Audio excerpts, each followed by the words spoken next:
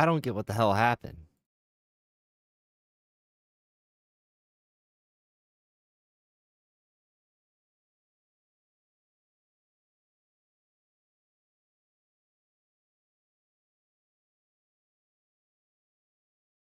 What the hell? Dude. Now my chat doesn't want to work?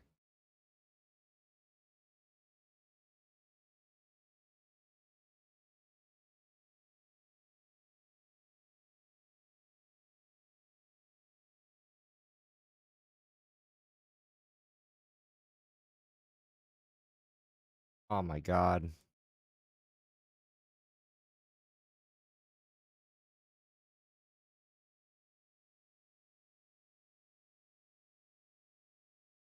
Dude. This is gonna piss me off. I'm gonna get fucking angry. For real, for real.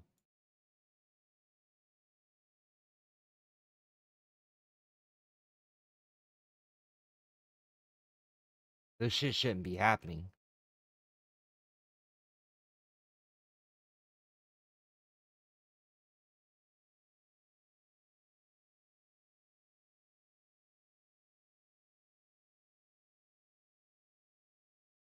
I don't understand, dude.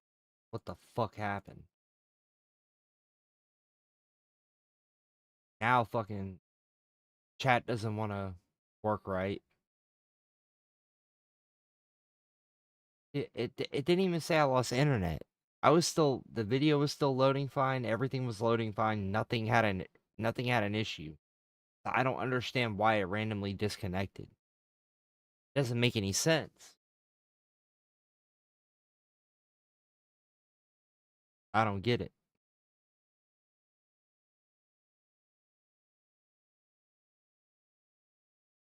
Come on, man. Fucking download this shit. That way I can update.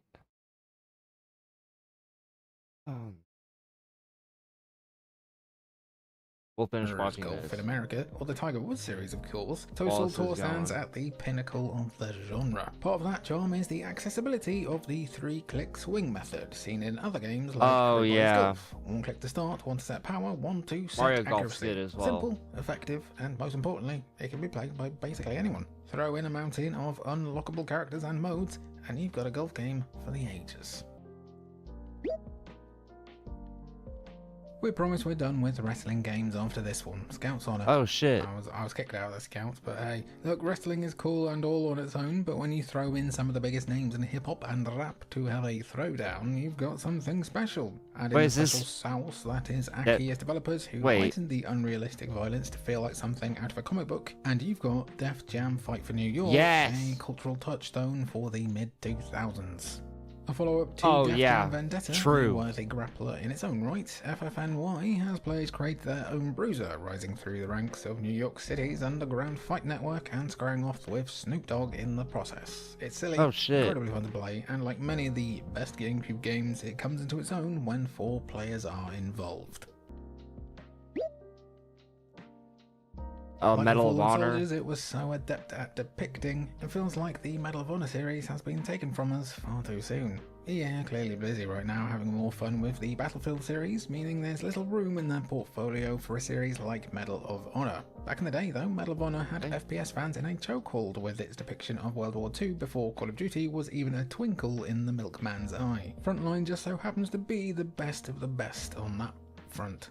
9. Whether it's the haunting main menu music that's up there with some of the most beautiful orchestral scores in gaming, to the opening level that's arguably the greatest depiction of the storming of Normandy in any game, Frontline is an FPS masterpiece. Oh yeah, Def Jam was really good. Compared to modern shooters, probably not. Vendetta I kind of liked. It was okay. But Fight for New York was great. For some people, Spider-Man 2 might be a bit low on this list, as it is considered to be an all-timer of the superhero genre, proving that the larger-than-life world of comic books could translate to video games in ways more nuanced than a simple beat-em-up. If anything though, time has been the biggest enemy of Spider-Man 2, as while it was the first to truly be ambitious with Spidey's web-swinging and aerial combat, later games have truly perfected it, and it's a bit ropey-ish these days. Still, future success should never take away from the original's glory, and Spider-Man 2 was without a doubt the best game the wall crawler had seen up until that point. A fully explorable New York City, plenty of villains to fight, and best-in-class abilities that allow players to embody the webhead meant Spider-Man 2 was a lot of people's favourite superhero game. Special mention to Ultimate Spider-Man though, which was just as good and included Venom. Ooh. This one is bursting at the seams with creative ideas. It's a turn-based deck-building RPG where the cards you use are captured elements of the real world. Sometimes the cards are animals or elemental attacks, and sometimes the cards are just food and water. The world is one where the surface of the planet was long ago destroyed, and now people with wings survive on floating islands. The blend of high fantasy and sci-fi concepts, the unique now chat doesn't want to work, so fuck it, dude. I don't care. Made Kaitos a true sleeper hit on the GameCube and a worthy pick for one of the best GameCube games. It even got a prequel, Batten Kaitos Origins, also on the GameCube in 2006, because Batten Kaitos was too fascinating. This is gonna look hold on, I'm gonna fucking change the chat bot. These days, the tired teats of Star Wars enable dozens of spin-off TV shows and movies to be milked, and it becomes impossible to keep up with it. Oh yes, I remember this. In the 2000s, it just meant creating tie-in video games of varying quality, and a few pretty decent cartoons. Shadows of the Empire and Masters of Terraskasi might not have been the best games ever made, but most games would look poor in comparison to Star Wars Rogue Squadron 2, Rogue Leader. The follow-up to what is undoubtedly the best Star Wars game on N64, Rogue Squadron 2 continues the vehicle-focused approach, retelling both events from the film and some new scenarios entirely to create exciting gameplay both in the air and in space. While follow-up release Rogue Squadron 3 expanded things even further with new vehicles and on-foot sections, RS2 is considered to be the best pure experience on the GameCube, and it still looks bloody great. Okay. Now here's a game that pretty much every MGS fan has something to say about. The Twin Snakes gave the recent, at the time, Metal Gear Solid a serious facelift and some quality of life improvements to make it feel more like Knights of the Old Republic. Yeah, dude. Getting into first person and improved enemy AI make the Twin Snakes a sharper, I'm starting to get fucking angry. Far easier endeavour than the original on the PS1. The rock-solid stealth gameplay and immaculate sense of atmosphere comes through even more clearly with the GameCube's improved hardware. But the Twin Snakes is somewhat controversial for how it does alter the original MGS experience by turning the Michael Bay dial up to 9000 alongside some quite sleepy voice acting. It's as big a change as the RE remake when you think about it, but doesn't land everything like that one does. Still, it is absolutely worth playing. Trying to fucking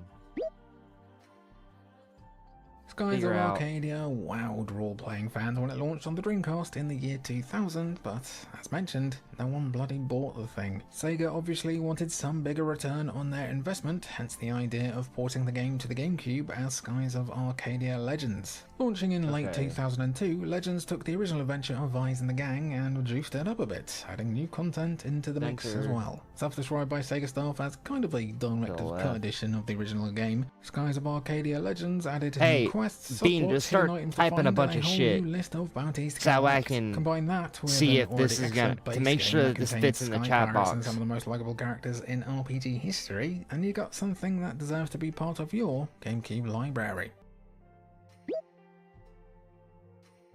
While the original Time Splitters never made the transition to consoles other than I'm trying to make sure that at least, Time Splitters 2 and Future Perfect came over to the GameCube and enjoyed all the success you could imagine. Two excellent multiplayer FPS games on a console designed for up to 4 players. Time Splitters 2 and Future Perfect were mathematically designed in a lab to be soulmates for the GameCube, and even though you could make an argument for Future Perfect's stronger single-player offerings making it a better game overall, Time Splitters 2 is simply too unhinged to be denied here. A time-traveling adventure of fighting aliens across nearly 500 years of past, present, and future. Time Splitters 2 hops from perspective to perspective as you try and deal with the pesky titular aliens. There is a story, but it is surplus to requirements when the real highlights are the bonkers challenge mode, the map creation tool, and the endless fun of 4-player fragging action. Damn it. Trying to pick the best Tony Hawk's game is like trying to pick your favourite child or something similar. All the GameCube Tony Hawk games are pretty damn good. Sure, some of the off-color jokes might be poorly, Tony Hawk's especially when you get to Underground. Tony Hawk's Underground 2, but for the most part the gameplay from then is still incredibly fun and engaging now. Heck, just look at the recent remakes of Pro Skater 3 and 4. It was fun then, it's still fun now, even if we missed the career mode that Tony Hawk's Pro Skater 4 introduced. Fix that please. For our money though, the best of the best is Tony Hawk's Underground 1. Not only is it a combination of all the gameplay upgrades and changes that Neversoft introduced up until that point, but the new features like being able to step off your board and explore the map in a new way fundamentally reinvigorated the entire formula. Less good though, Eric Sparrow. He'll always suck. There we go. Okay, chat's fixed. Don't care. This is what I was talking about, being Beautiful Joe. Beautiful Joe chat around these parts lately. Beautiful Joe focuses on a slacker movie buff getting sucked into a cinematic world and we're good now. We're good, Bean. We're good. That includes slowing down time, extreme close-ups, and so on. The cel-shaded art style and inventive level design made this 2D action platformer feel vibrant and alive, and the story, it's like Power Rangers, inspiration like Power Rangers, The Matrix, all the monster movies, and more, made Beautiful Joe a stellar GameCube title. Beautiful Joe would eventually be ported to the PS2 and see several sequels, a manga, and an anime adaptation. While the Beautiful Joe machine has been silent for a long time now, the original title and its sequels all still hold up as well-crafted, eye-popping whippers. Dude, Beautiful Joe is fucking great. Before your Skyrims, your Cyberpunks, and your various creeds, the concept of an open world was a more flexible concept, and the term sandbox game was more commonly used to describe them. Incredible Hulk Ultimate Destruction makes its sandbox out of New York City and lets you loose as the Big Green Machine. The results are pure giddy serotonin. Incredible Hulk Ultimate Destruction puts you I've in never really liked any real irradiated shoes as you punch, throw, Incredible smash, Hulk jump, games and wreck shop all over the game's sizable map. Hulk can turn cars into boxing gloves, swing light poles like bats, and use all kinds of based off of the weapons for some silly fun. The Hulk that happened right before Mark Ruffalo reached took over. His video game design potential peak here. Are we being controversial by sticking this above Spider-Man 2? Probably, but there's never been a better Hulk game. Oh yeah, SSX. The snowboarding genre just is not as it once was. Yeah, sure, you've got games like Descenders Next and Riders Republic, but we're seemingly never going back to the dizzying heights of the mid-2000s, when doing big tricks on a snowy mountain was the coolest thing in the world. It's no wonder then that the SSX series became such a mainstay for a while there, as they effortlessly blended arcade racing between SSX 3 and Tricky. Dude, those SSX games deserves the most love, but anyone who prefers SSX Tricky over SSX 3 is perfectly valid to have that opinion. The more involved career mode, ambitious map design, and ability to free roam in SSX 3 made it a highlight for many, but if you prefer just simple arcade racing and tricking, Tricky is unbeatable. Even SSX on tour with its Nintendo guest characters deserves a mention here. True. Ugh, just really missed the SSX series, really. Prince of Persia. Sands of Time, Prince of Persia: The Sands of Time resurrected the long-dormant side-scrolling platformer franchise, bringing it into the 21st century and the third dimension. What's more, the developers at Ubisoft Montreal added a new time travel gimmick to let players rewind time and navigate tricky obstacles. Always love that. Yeah. The game's mix of action and clever parkour-inspired traversal made it a hit and led to a brief resurgence of the Prince of Persia franchise, including that movie starring Jake Gyllenhaal. Remember that one? Oh. The Sands of Time stands out as one of a few stellar examples of how to reboot your game series without losing sight of what made it good. The series that had mostly fallen by the wayside received a new lease of life and a new audience. It received several sequels on the GameCube and they're all pretty bloody good actually, but The Sands of Time remains on top. That remake looks to be beyond our grasp though. Beyond Good and Evil.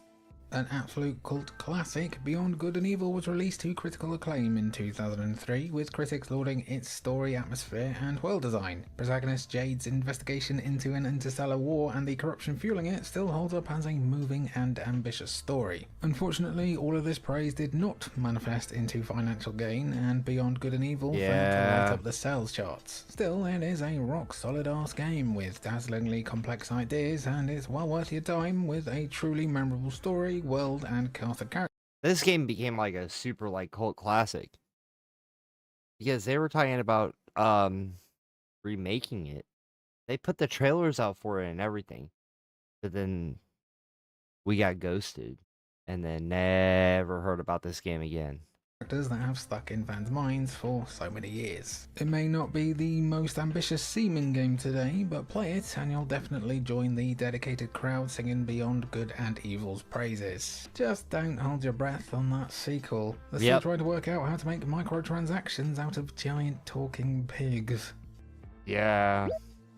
Chibi Robo, I can play that on Robo puts players in control of a Switch. centimeters high cleaning robot and sets them loose in a house full of enough health and safety negligence to make Helen Lovejoy faint. As players scrub, wipe and wash away the grime, they'll fix everyone's personal problems and uncover a surprisingly deep story about families, both found and biological. It's also full of beautiful, bright and dynamic environments and characters that are still endearing and hilarious today. Chibi Robo is a fantastic spin on 3D platforming that never runs out of new ideas. While its follow-up titles couldn't recapture the same lightning in a bottle, yeah, 100%. changing that lightning and the bottle, the original game still holds up as a clever, engaging and memorable GameCube highlight. What is this? We mentioned style in reference to Beautiful Joe earlier, but possibly the most stylish game on the GameCube, if not in all of gaming, is Suda51's Killer 7. The studio that would eventually give us No More Heroes presents an incredible fever dream of a game in Killer 7. You control 7 assassins who happen to share a body and hunt down members of a terrorist group called Heaven Smile and their zombie adjacent minions. While the gameplay is a bit finicky at first, considering it's a sort of on-rail third-person shooter with some adventure game-style puzzle elements, learning the ropes is well worth your time. Inventive level design, bonkers enemies, and an unrivaled atmosphere of unhinged cool all combine to make Killer 7 a singular vision and definitely one of the best GameCube games ever made, for those who can tune into its very weird frequency. Hell yeah, it was. Oh yeah. A game that launched 100,000 cozy YouTubers, Animal Crossing actually first landed on the N64 in Japan before getting re-released for the rest of the world on the GameCube in 2002. I was there, had a little memory card, it was great. The cozy small town life sim has so much of its core DNA figured out right from the jump. The lovable and distinct animal neighbours, the vast furniture collection to customise your house, the lovely I always forget about Animal Crossing. And music that makes it so easy to lose a full day in game. It's all here. While subsequent titles have definitely made major improvements to streamline the whole process, the original Animal Crossing was already a juggernaut force when it first dropped. In a post-New Horizons world, going back might seem crazy or just a bit silly, but the original Animal Crossing is still a worthwhile destination to visit. Pikmin. The first Pikmin saw Captain Olimar crash landing onto a strange alien world filled with giant artifacts and tiny plant-headed creatures ready to take his orders. He only has 30 in-game days to repair his ship and make his escape, about half of which he spends watching his little mates drown. Nutter. Pikmin started an entire franchise for Nintendo, and the pretty brilliant Pikmin 4 on the Switch speaks to the longevity of such a great formula. True. The first game still isn't bad at all. All of the appeal of the series is on full display here. Clever puzzles that involve managing your Pikmin and their elemental affinities, a fascinating and strange alien world to get lost in, and a consistently gratifying gameplay loop that'll have you restarting Olimar's journey over and over again. Because everyone drowned.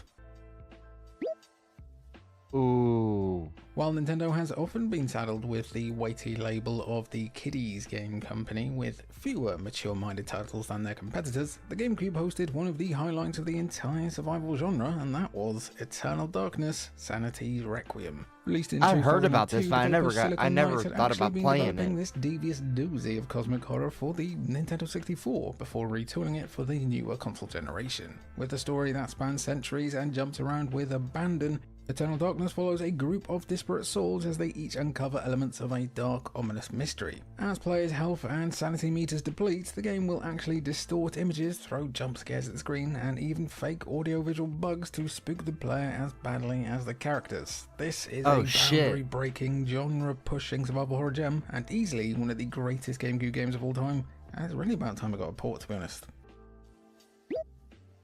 Of course, Sunshine was gonna be on Mario's here. 3D follow-up to the era-defining Super Mario 64 saw everyone's favourite plumber, though I am quite keen on Thomas Crapper, taking a much-deserved vacation. Unfortunately, when danger follows him to the tropical Isle Delfino and he ends up framed for crimes he didn't commit, Mario has to suit up with his new pal Flood, a talking water-spraying backpack to clear his name and save Princess Peach yet again. I don't know, maybe we should play Sunshine. Yeah, Nintendo, yeah. Super Mario Sunshine has some devious level designs, asking for nigh-perfect jumps at times, but the challenge doesn't detract too much from a game that's dripping in beautiful environments, inventive level design, and a constant stream of fresh ideas that Mario always does so well. It's not many people's favourite Mario ever, especially in a modern lens, but it's still got a feel to it that is pretty unique, and I'd love to see Flood again.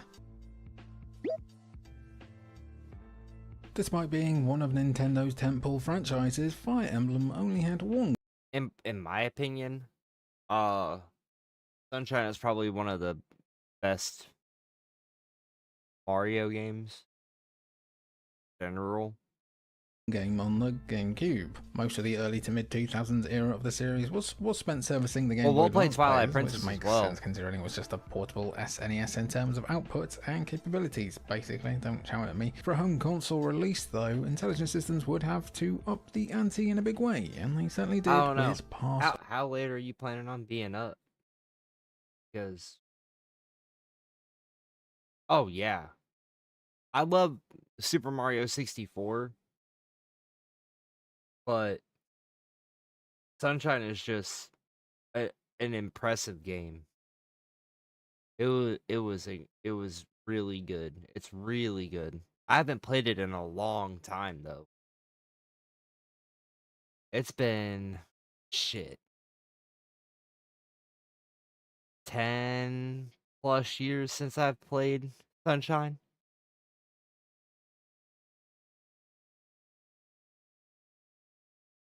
The Galaxy's up there as well. But I think Sunshine, like Super Mario 64, I love because it set the standard for a 3D platformer. And then Sunshine took that concept of what Super Mario 64 was and just ran with that shit and just improved upon it. So I always put as far as Mario games are concerned, Sunshine and 64 are in my top 2. And Sunshine will be my number 1 always.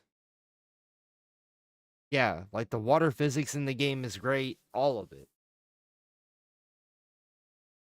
But it's just those 2 games set a standard when it came to platformers that can't be erased because they'll get compared to those 2 games forever because of the precedent that they set so early on.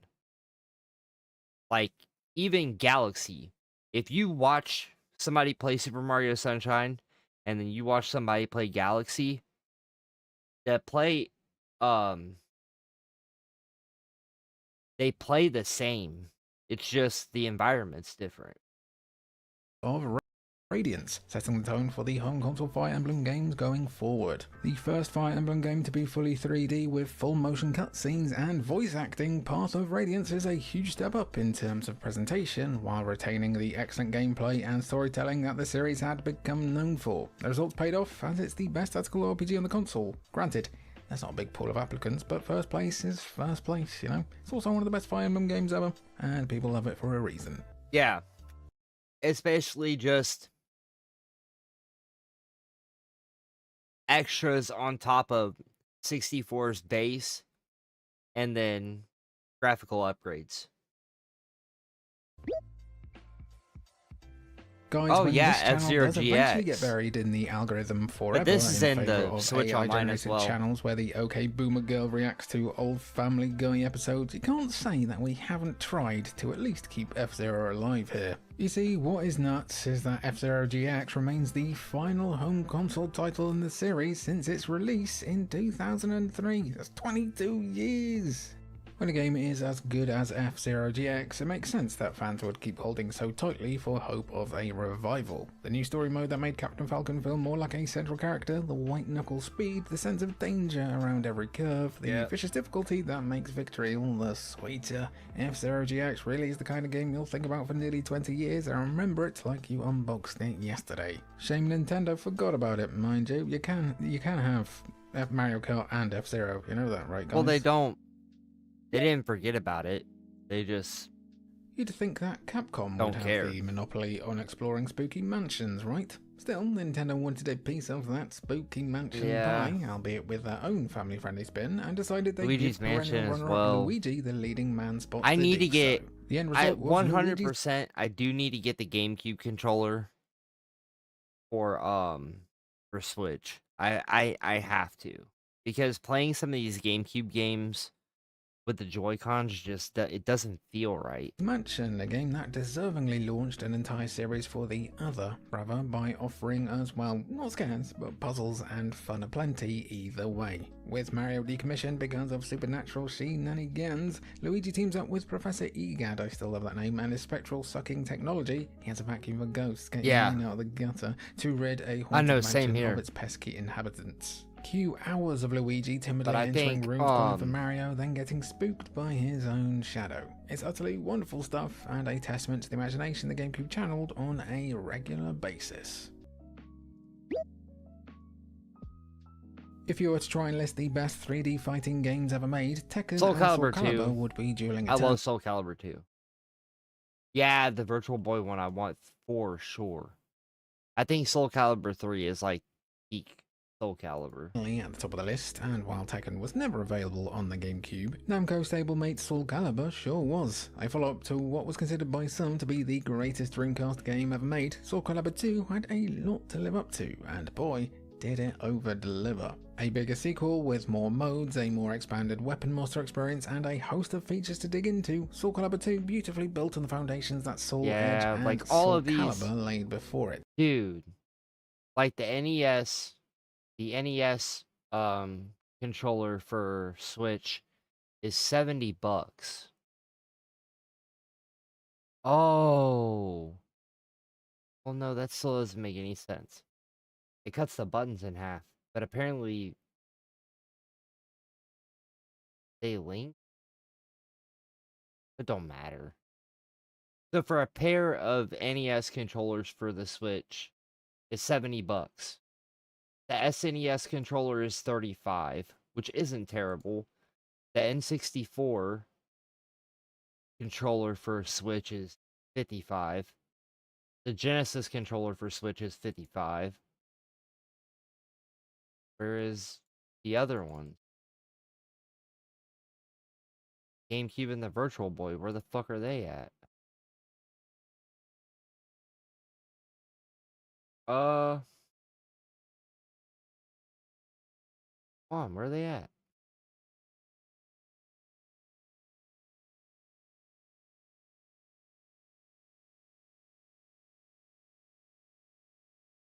GameCube one.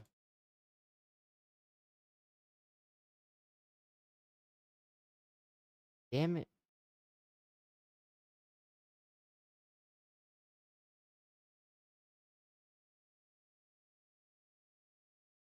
What the hell is it? But yeah, I want to get all of them. All of them, it would be great to have all of them. Because then I could just play online and it would be good. On all three platforms, the PS2, Xbox, and GameCube, Soul Calibur 2 is an old-timer. What cements the GameCube version as superior, though, is the guest character, with $70 from Zelda joining the battle here, compared to Heihachi on PS2 and Spawn and on then Xbox. Virtual Boy, Nintendo I think it's fans got 100. the best out of the three. Yeah, Virtual Guys, Boy every headset's game from here on $100. could very feasibly be number one, and if you think any of them should be, that is completely fine by me. The GameCube remake of Capcom's survival horror classic Resident Evil has long been heralded among the greatest remakes of all time, and you know what? I'll say it is. It's also the scariest game I have ever played, and I still do a bit of a scream every time I encounter my first. Oh yeah, I Crimson forgot they Head. remade You the see, first reducing Resident our Evil. remake, as it's affectionately known, to just a visual overhaul is underselling the game entirely. This enhanced vision for Resident Evil also offered improved voice acting, not hard, new explorable areas, and even an entire subplot that was removed from the original, making it even more I of forgot all a about director's this. cut than the director's cut version of the original for the PS1. The tank controls might not be for everyone, but this version is available everywhere and still deserves to be played, and it'll still spook you pretty well. Quick question, do we need a remake of this remake? Is that going too far? Well, Let yes. me know down below. The There second it of Link's is. main adventures to land on the Purple Cube of Joy, Twilight Princess saw Oh a more... yeah, dude, I forgot. Skyward Sword was on GameCube. Oh shit. grim, overtly dark turn in Hyrule. In Twilight Princess, Link must battle across 2 dimensions and transform into a wolf as he does battle with a new foe and uncovers the mystery of the Twilight Realm. With influences taken from the Majora's Mask side of the Zelda franchise, Twilight Princess felt both like a return to older Zelda titles and its own bold iteration. Twilight Princess was a major success at the time of its release, exemplifying the brilliance of the GameCube era as the console went out swinging. The Wii U remaster in 2016 speaks to the staying power of this adventure and the appeal of Link being a big fluffy boy. It's not our favourite Zelda game on the GameCube though, stay tuned. The critically lauded follow-up to the N64 Paper Mario drops the 2D version of Mario into a brand new globe-spanning adventure to gather 7 legendary crystal stars and stop an ancient evil from destroying the world. This is the last Paper Mario game to use a tried-and-true turn-based battle system. That's why I like this, because after this, none of the fights are turn-based after, so it's not like a legit.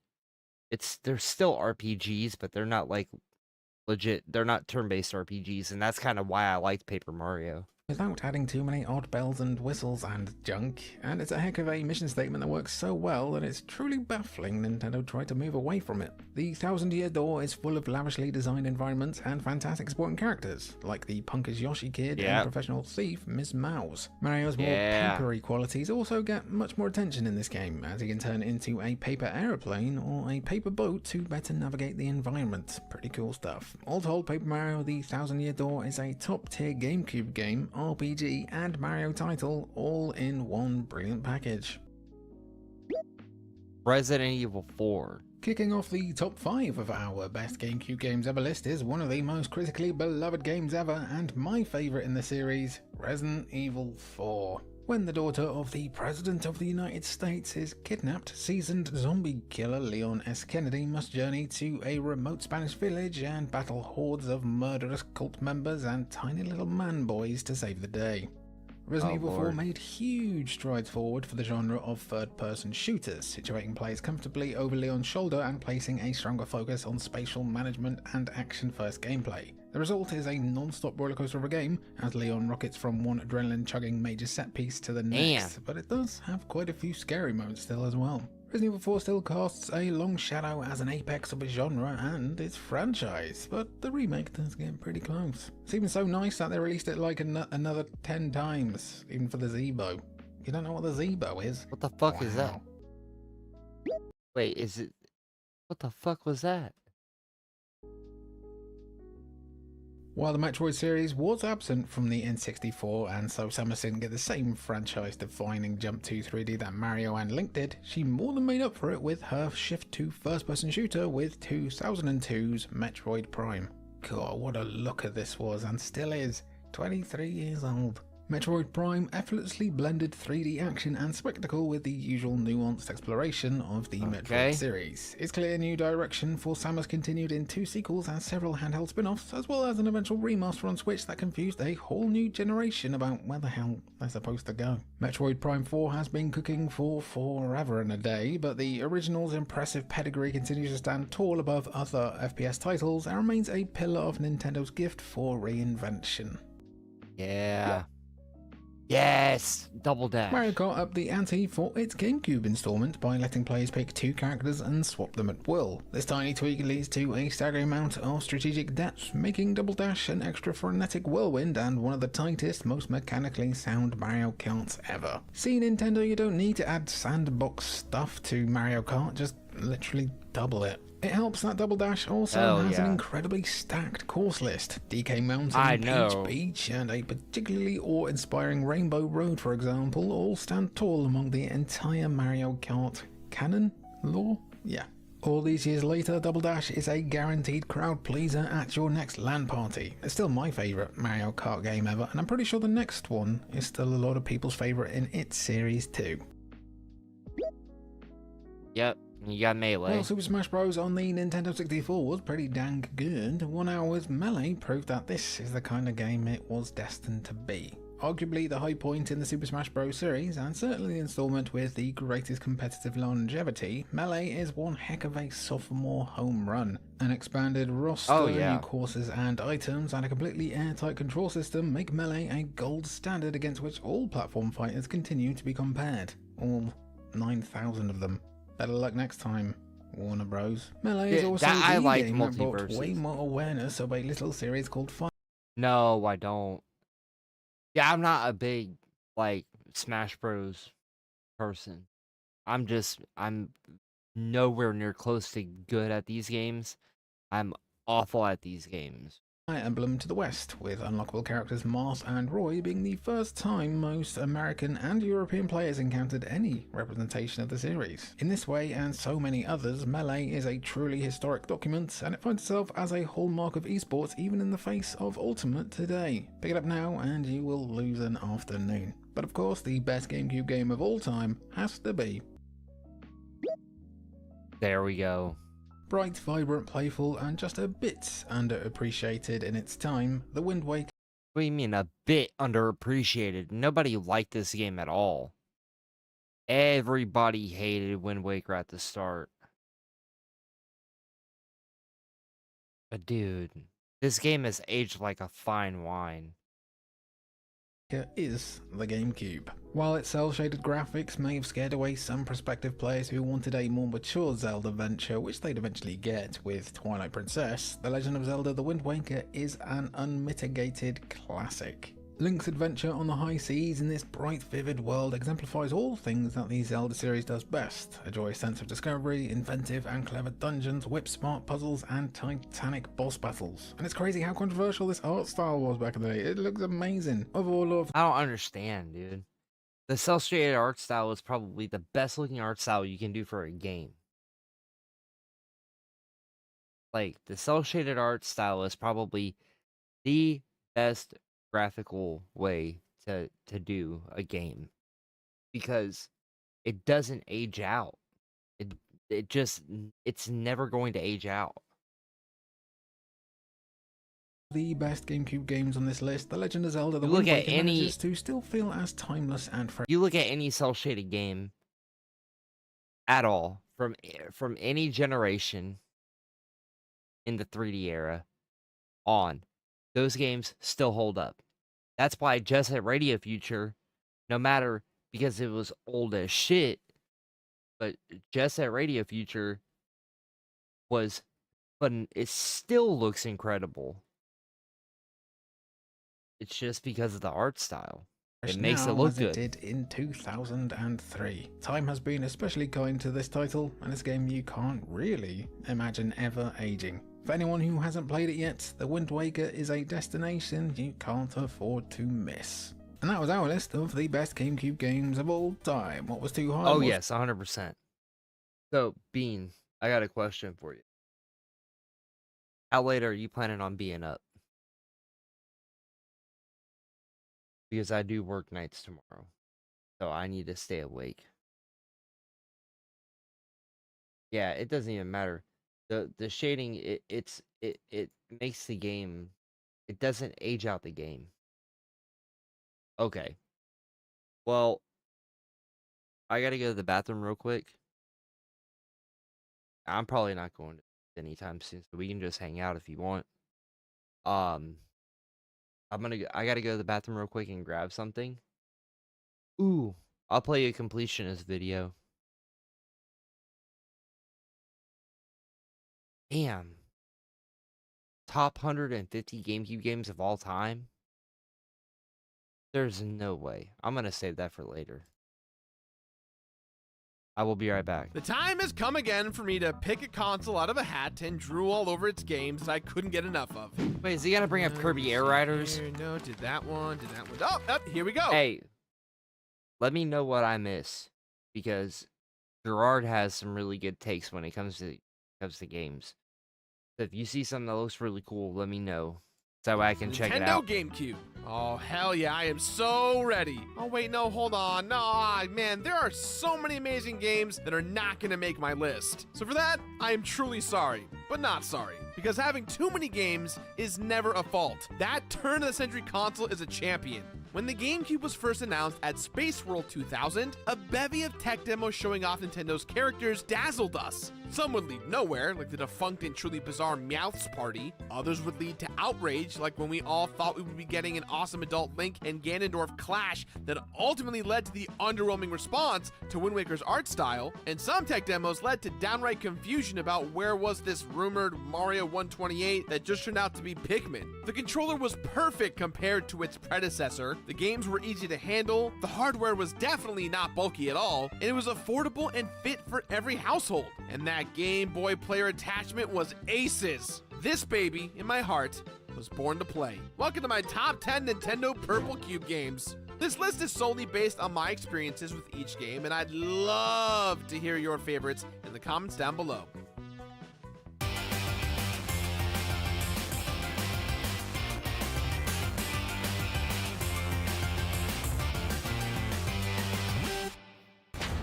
Number 10. Now, I'm not gonna lie here. I am always down for Mario.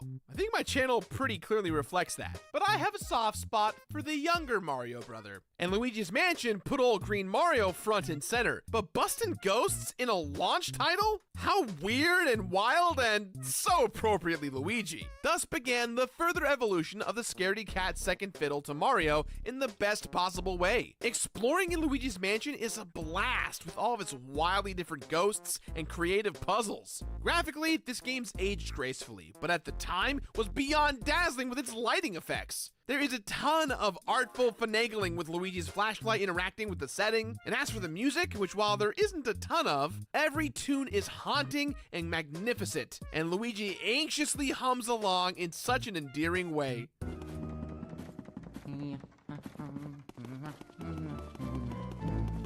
Now, I am super excited for this third installment coming to Switch. Like, what is going on there? Are we going to a haunted hotel Mario? Look, I've been needing some R&R, so book me a room, baby, because I am ready to bust. More ghosts. It makes me feel good. Number 9.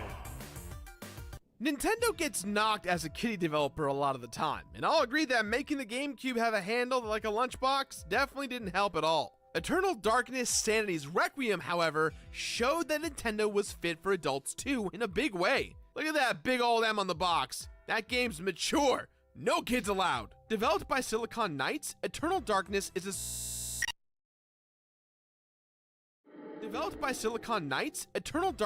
survival horror experience akin to Resident Evil, with its tank controls, undead horrors, and yes, even a spooky mansion. But that's where the similarities end. The storyline takes place across the world in over 2 millennia, and Oh yeah, incorporated the wonderfully creative Sanity Meter. The Sanity Meter, which initially started out as a glitch, is what made Eternal Darkness stand apart from so many other horror games at the time. You could be roaming around Rome, calm as can be, until suddenly you're sinking into the floor. Or you'd cast a healing spell in a monastery, only to have it explode right in your face. Or with sanity too low, when you go to save the game, the display would show your file getting erased. And that's just scratching the surface of some crazy effects in store if your sanity got too low and your character started to lose it. And while the game admittedly may feel a bit clunky now, and although we never got a spiritual successor, rest in peace, Shadows of the Eternals, Eternal Darkness Sanity's Requiem still offers some solid, twisted, and mature thrills on this cute purple cube.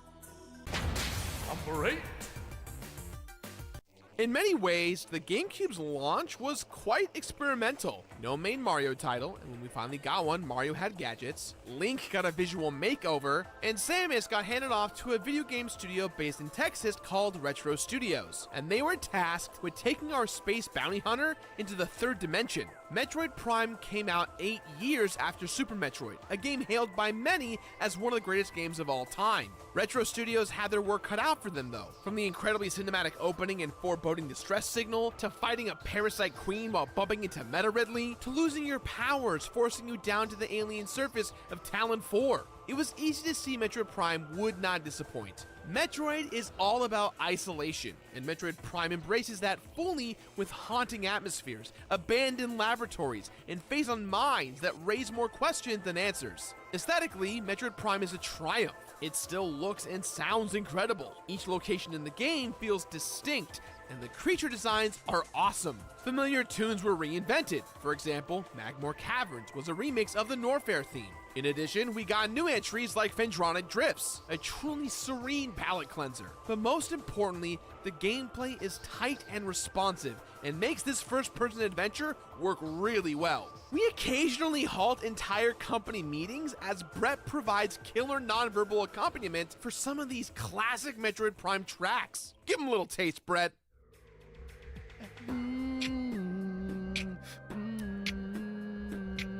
Okay, I'm back. Okay.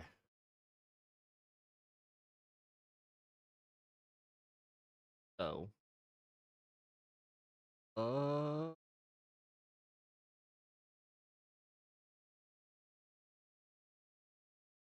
This.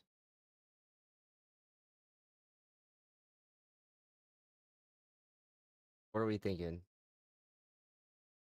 No, we're just gonna do something fun.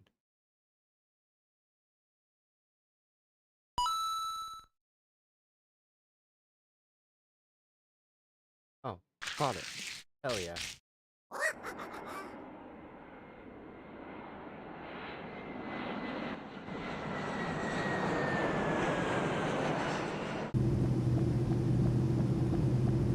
Oh, this looks grainy.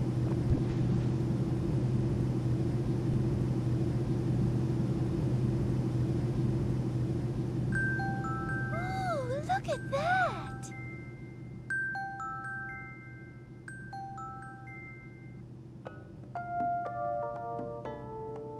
Welcome to the sun-drenched tropical paradise of Isle Delfino. We're so pleased to welcome you to our beautiful home.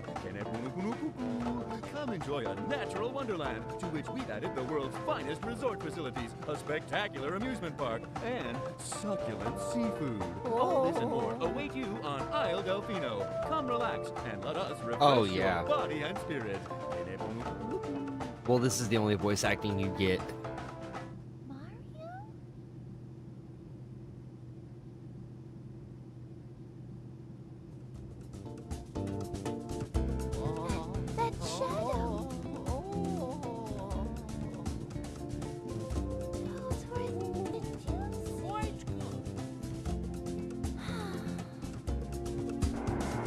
No, it's a.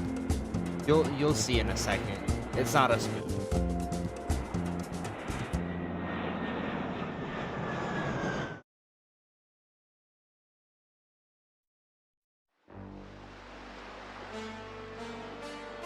Here we go. Super Mario Sunshine! Yeah. Oh. There we go.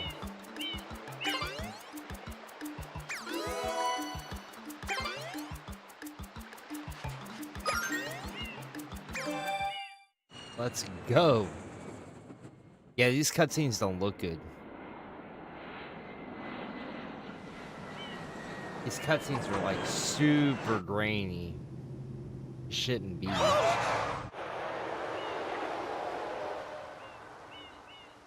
They shouldn't be this grainy. What happened?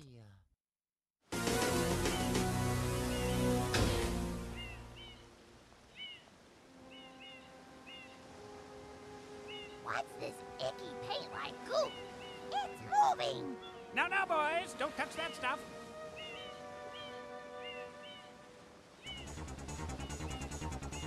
Yeah, but you can't see what's going on, though.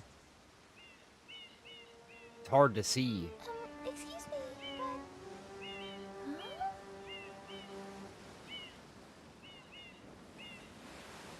I am most concerned with the well-being of the princess. in I this don't know dreadful if that's the case. Master Mario, if you would, cross over to that shore and find some assistance.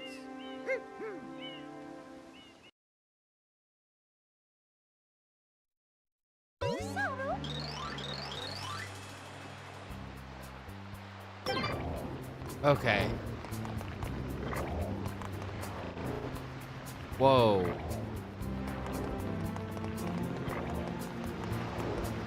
Hey, why is my left and right? Wait, why is my left and right messed up?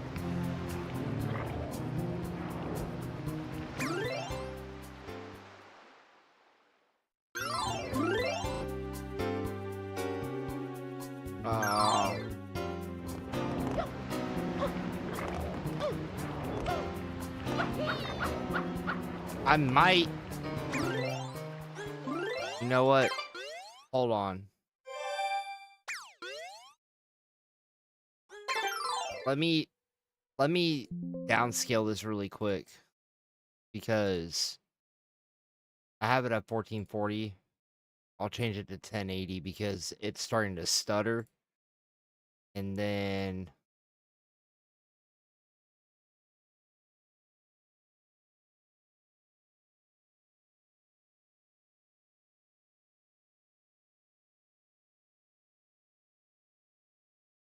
guessing. Okay. All right. Now let's try it. Yeah, I don't. It shouldn't look that bad.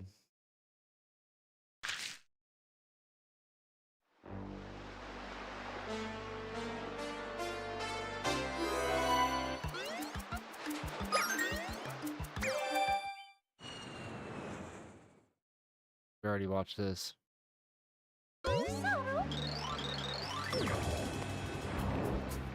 Yeah, the dude.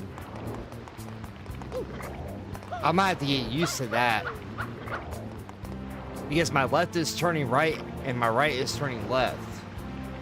I don't know why it's doing that.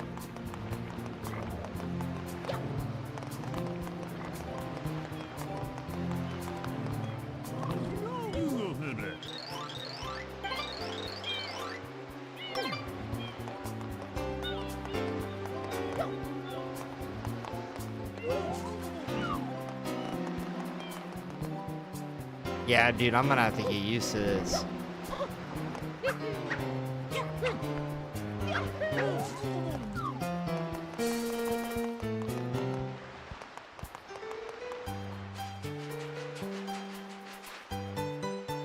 Dude, I might have to,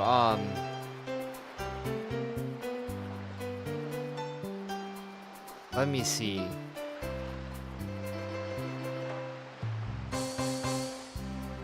Change this up.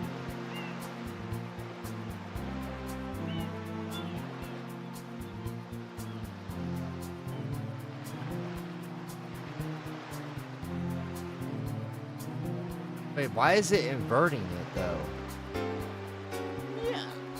It is inverting it. What the fuck?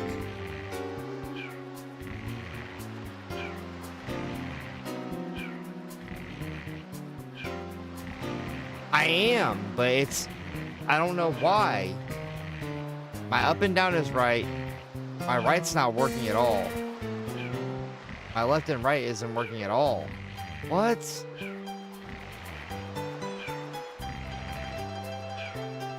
Dude. What the hell?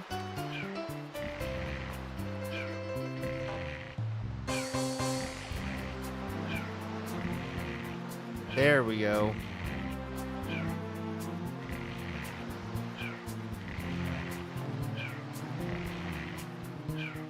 Maybe that'll fix it.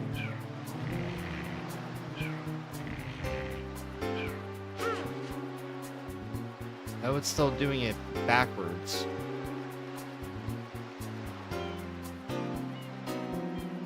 Maybe I'll just calibrate it. Left is right and right is left. Dude.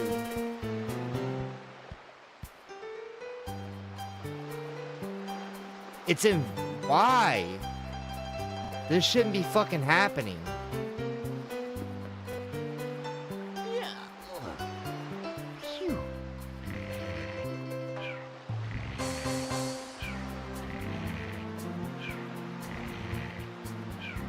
Dude, this doesn't...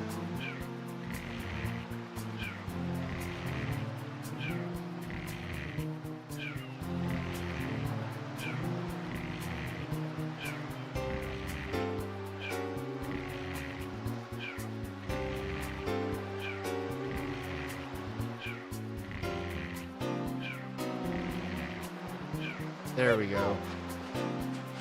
Can I swim?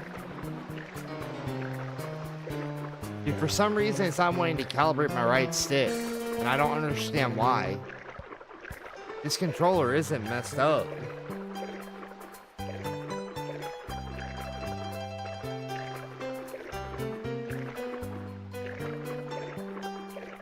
Okay, so then... Oh, there's a boat there. I'm stupid.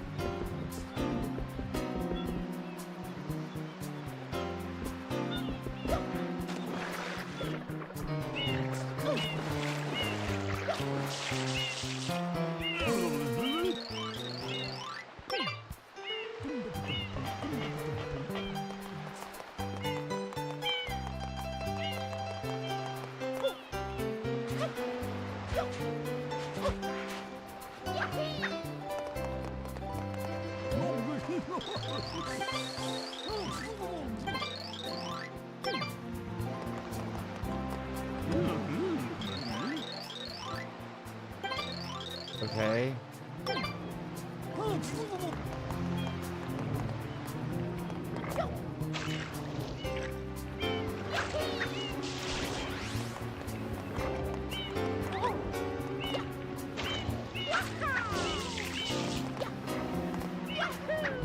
Oh.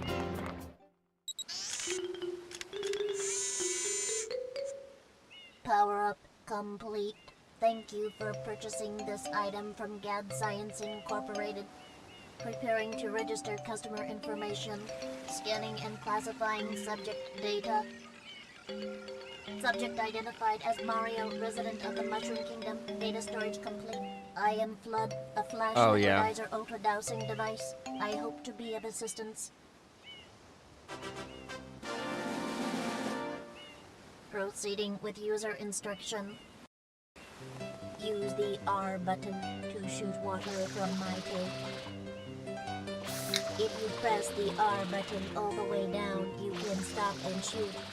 You can then use the control stick to aim in any direction.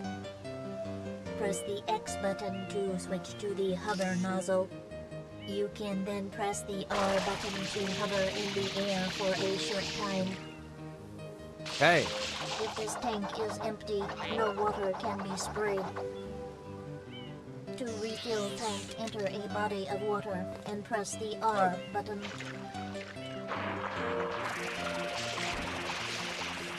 Instructions complete. Proceed. Alright. Oh, I'm pretty sure I got it. Mario. Oh, yeah.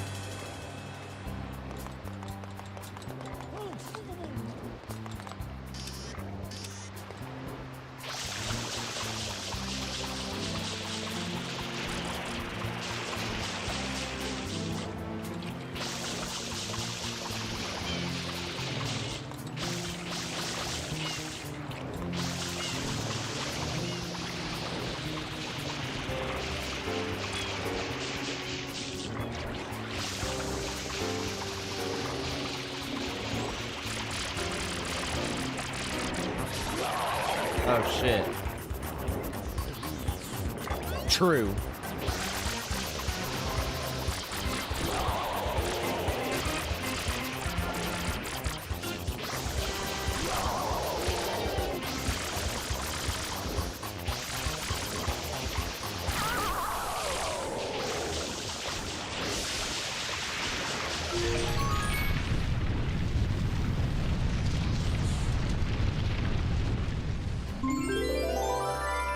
There's the first shine. Oh, alright.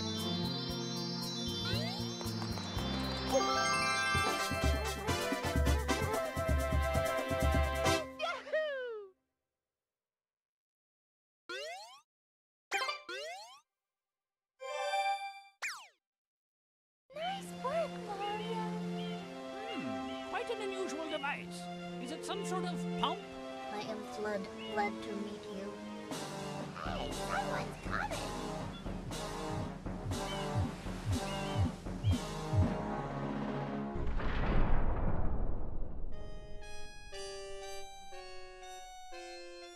Mario got locked up. Court is now in session. As you are no doubt aware, someone has been senselessly defacing Fair Isle Delfino using some paint-like substance. The accused is charged with polluting our beautiful home, and yes, endangering our very way of life. Indeed, how can one not be aware of what is going on? Though it is daytime in Delfino Plaza, our poor residents tremble beneath a veil of darkness.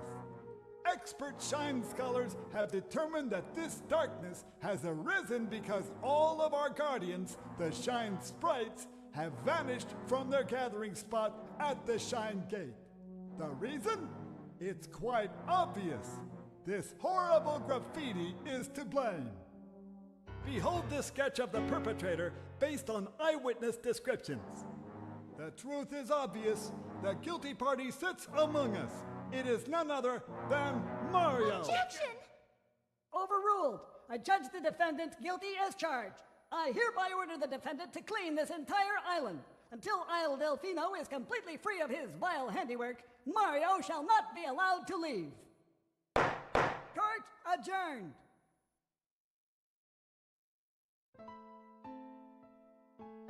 This appears to be quite a predicament, Mario. Data analysis verifies that the island's inhabitants are indeed troubled by pollution, but the pollution itself is not the main problem. Mario, you witnessed this object at the airstrip, correct? It is a shine sprite. Shine sprites are the source of power on Isle Delfino.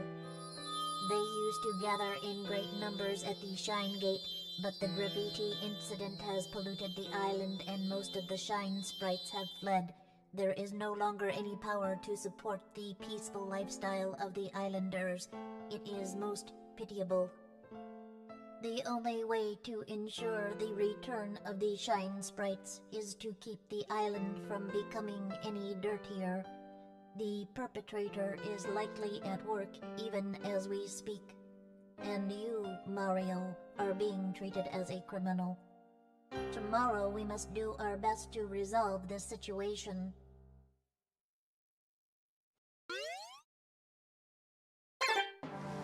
Go straight that way. You can't miss the mess now.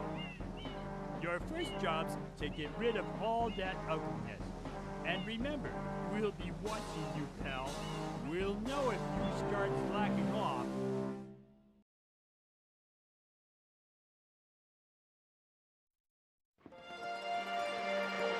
I don't know if I should hold off on this.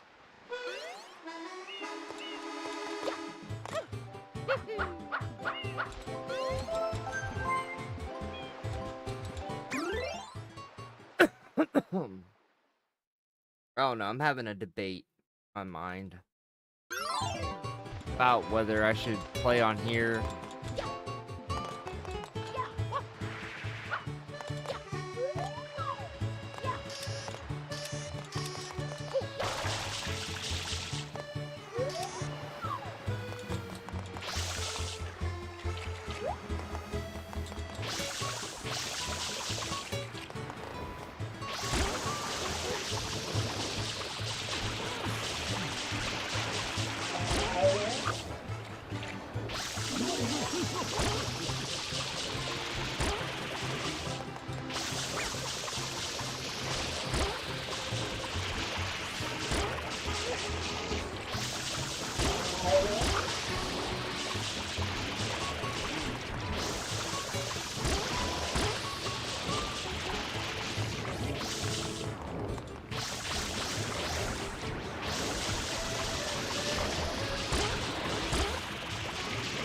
I'm debating on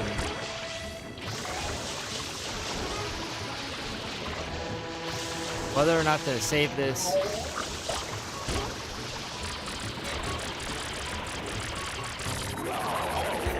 Save this for playing on the Switch or not.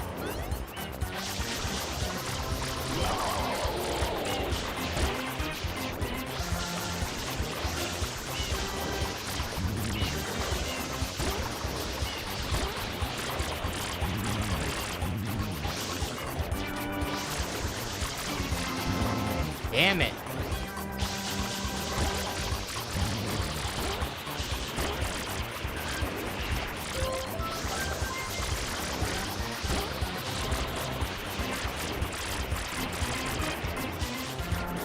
Shit.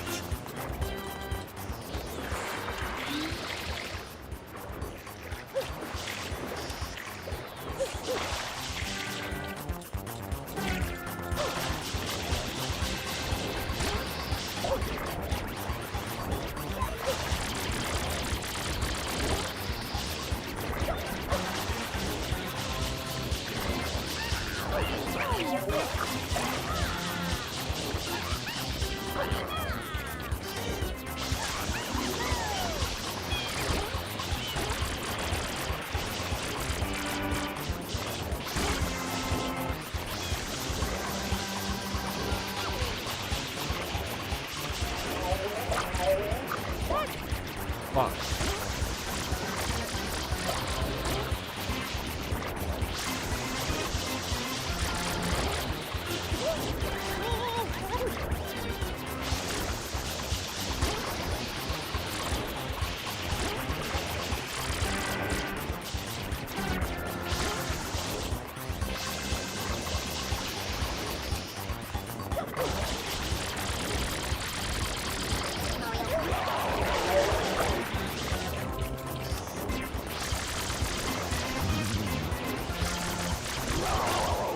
Come on. There we go.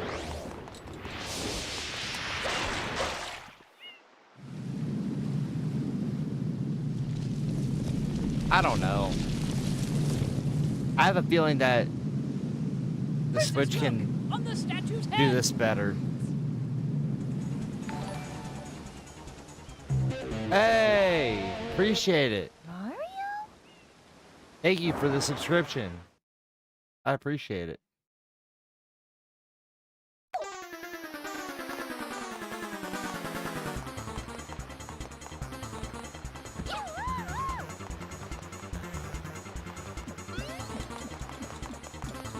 Mario!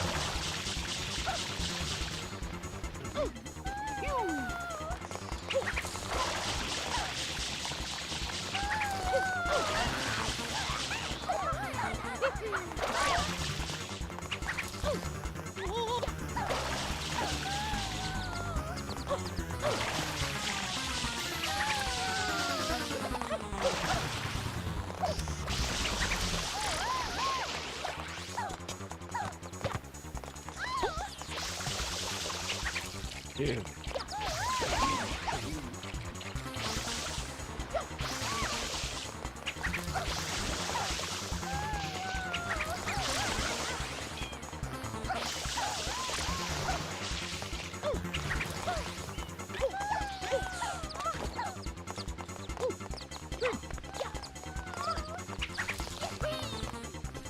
Come on.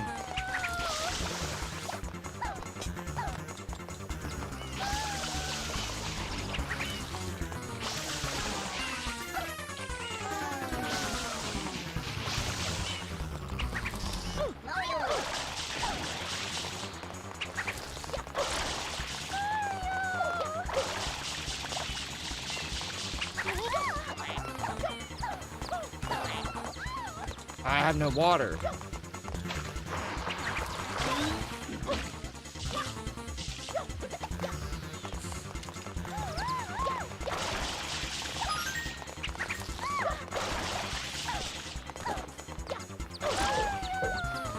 Damn it.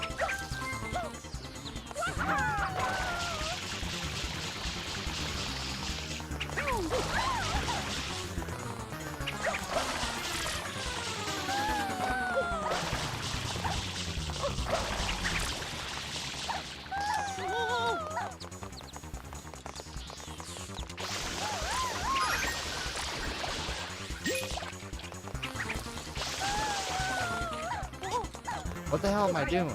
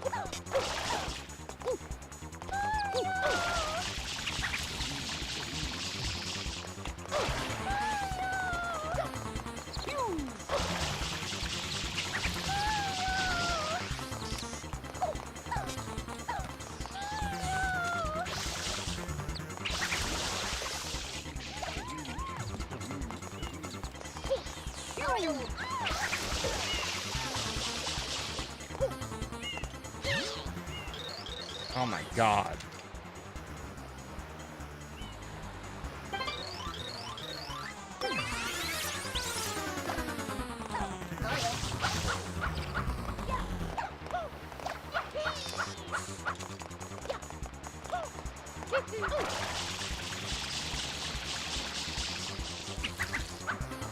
Shit.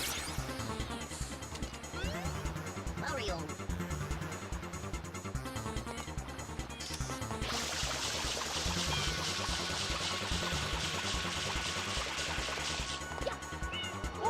There we go.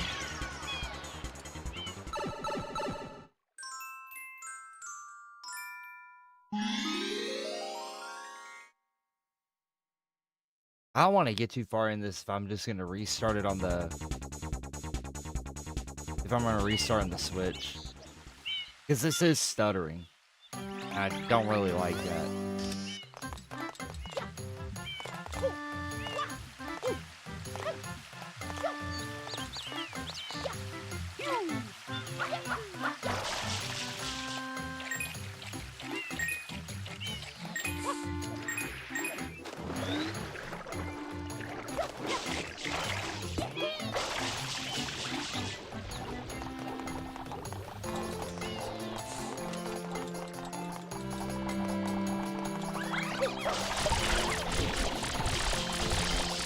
Oh, shit.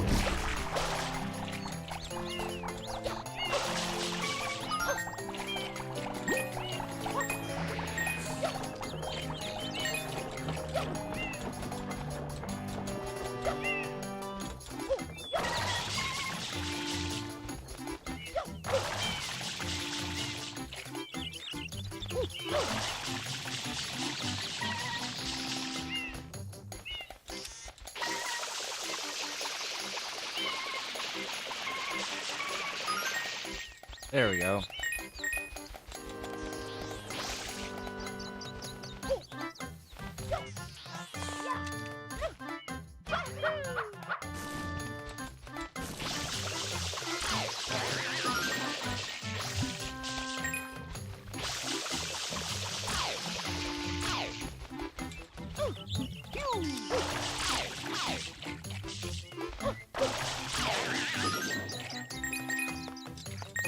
There it is.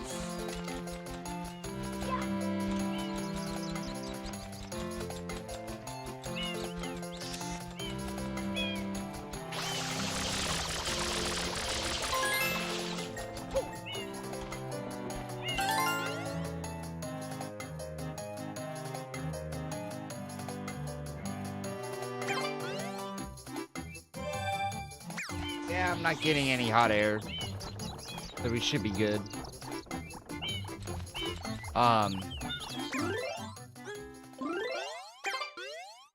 Yeah. I'm thinking... Ow! Son of a bitch, I pinched myself.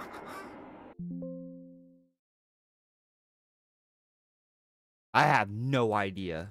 Dude, that's been so long ago. I need to fucking see what's up on my controller. I don't understand why it's inverted.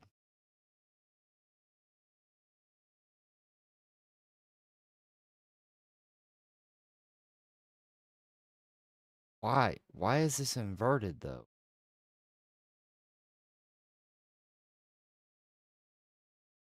Like, I don't get it. Like, my left stick is perfectly fine.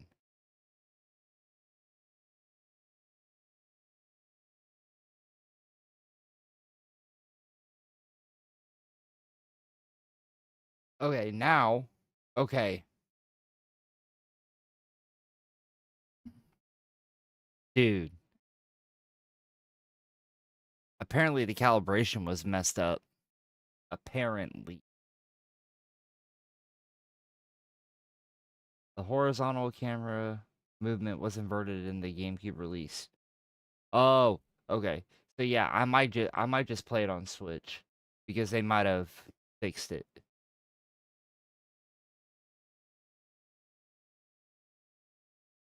Yeah, I might just do that. Because I don't know why. Now it's working fine. My left stick and my right stick are both working fine. But I don't know why. When I loaded that game up, if I would rotate clockwise, it would be rotating counterclockwise. It wasn't working. Didn't make any sense.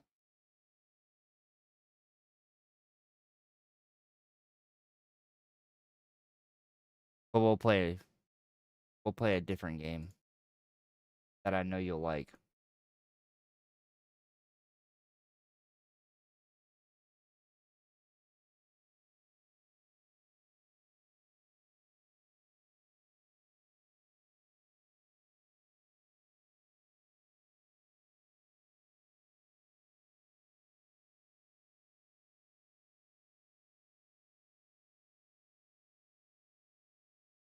I know this game looks good. You're about to see. Yeah, buddy.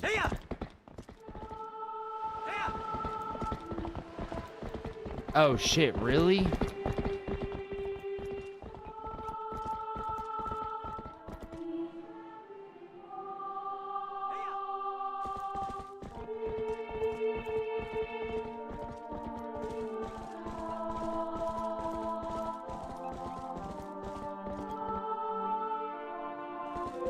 Oh shit.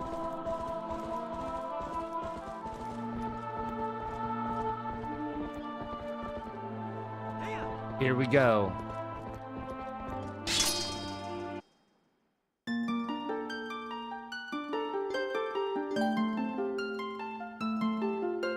That's what I'm hoping.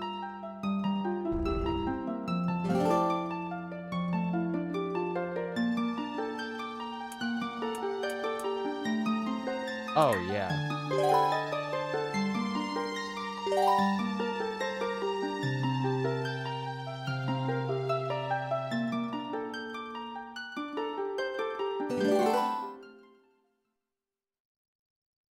Oh, yeah, man. Twilight Princess's music is incredible.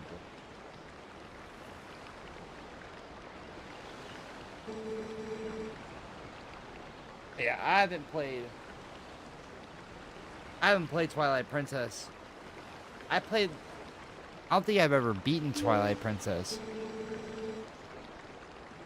I played it here and there, but I've never actually beaten this game.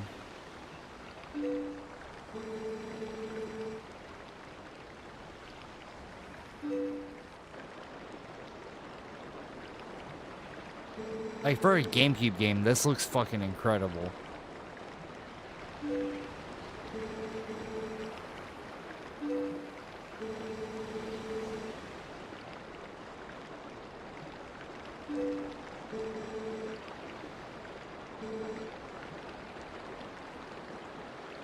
What do you mean? No. Okay. I'm not gonna spoil anything. Because I know what it is. But you'll see. You'll see soon.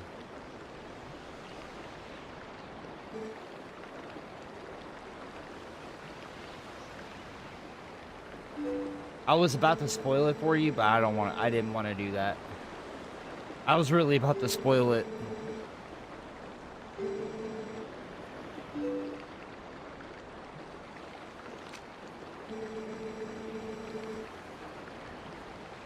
Talk to the mayor about this matter. Twilight Princess is one of the darker Zelda titles.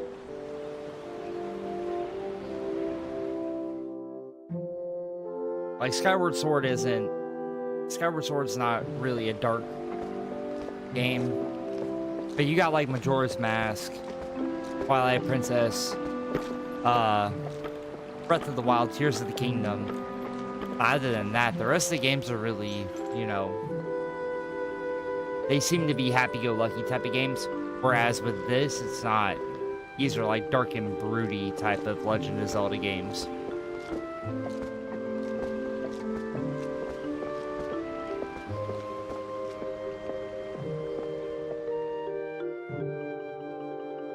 But I think, all in all,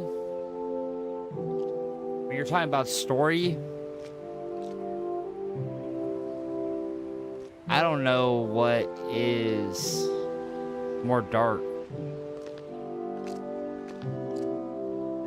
Twilight Princess, Breath of the Wild, Tears of the Kingdom, Majora's Mask. I don't know. Oh yeah, they were. They were dystopian, in a sense. Like, Breath of the Wild was basically Link waking up after losing a battle to a calamity that basically wiped out pretty much everything. Hey! And, Tears of the Kingdom is them just picking up, trying to rebuild from everything that happened from the calamity. Majora's Mask is dark. But I'm saying in a sense of, like, what it is. Like, Majora's Mask is dark because it's an apocalyptic ending. So, it makes sense.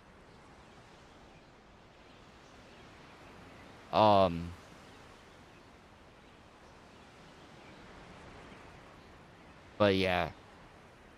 No, if you actually like the actual...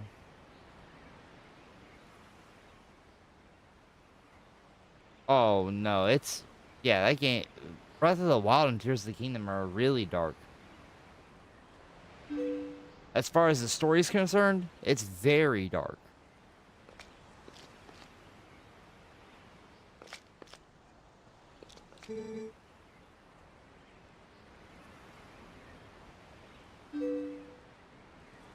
But then you'll look at games like Link's Awakening, or you'll look at the Oracle of Seasons or Oracle of Ages. Those games aren't dark at all.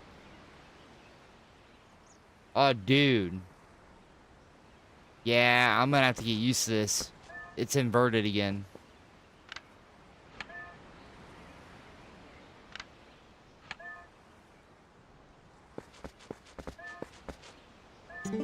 Hey!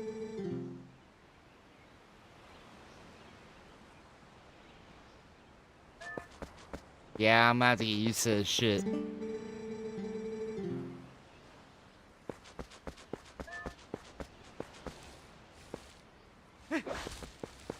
Yeah, but where the hell is Epona?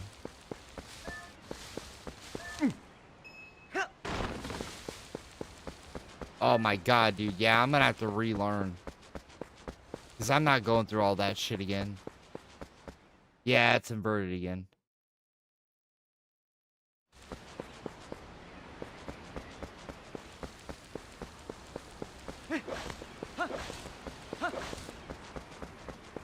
Yeah. I'm just gonna have to teach myself how to deal with this.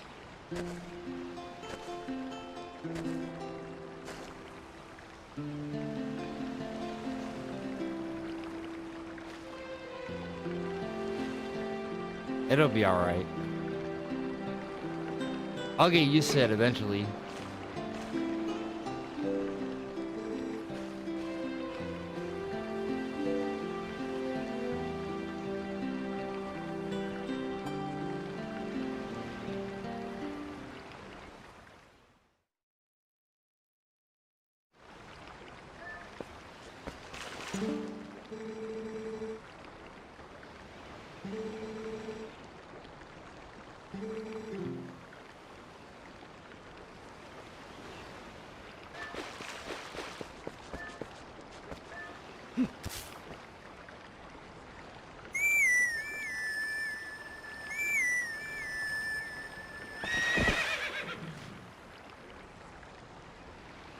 Yeah.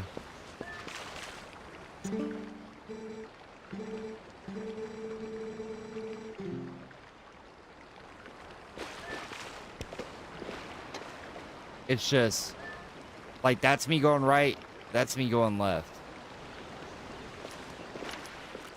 There is no up and down, it's just zoom. Wait, maybe? Maybe there's a way in options?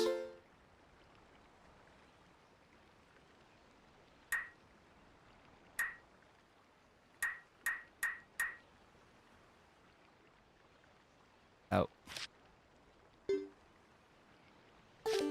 Damn it.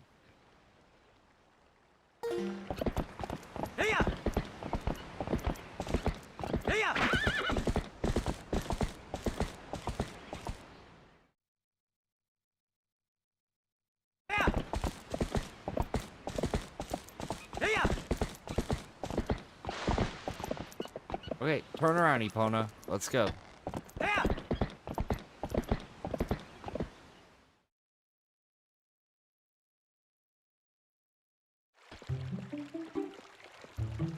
No, they re-released it on the Wii.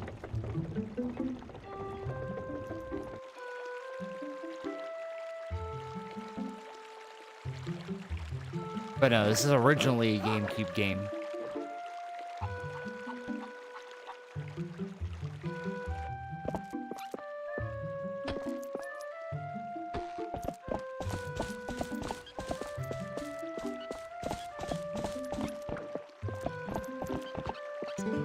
Hey!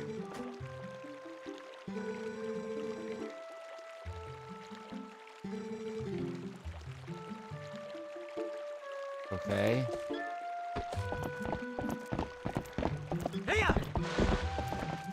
Wait. Oh, shit.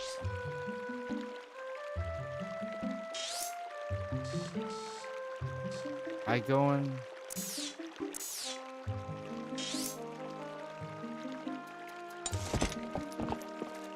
Okay.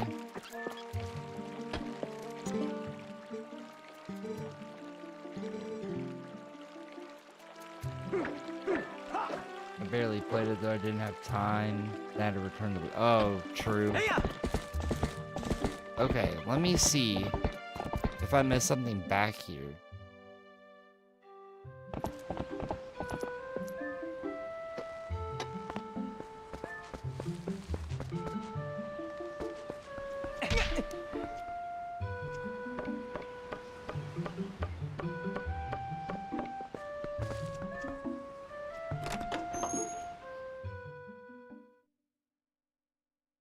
Oh, true.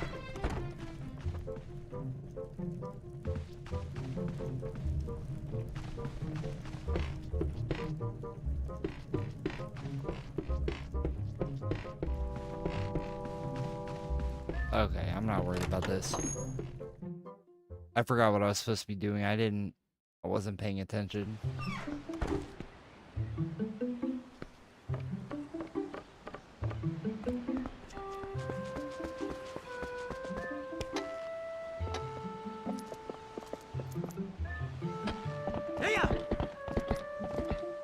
I forgot every bit of what I was supposed to be doing.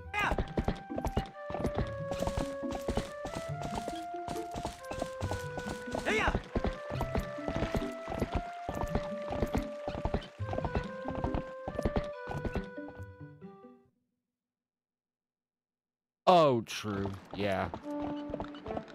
Okay, I guess I went the right way.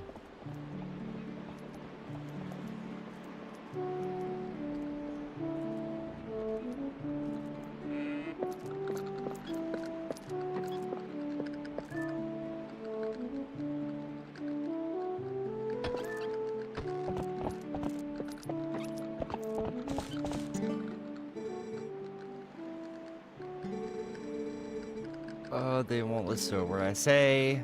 How about you and Epona herd him into the barn? We don't got much time. Dude, I'm probably gonna screw this up.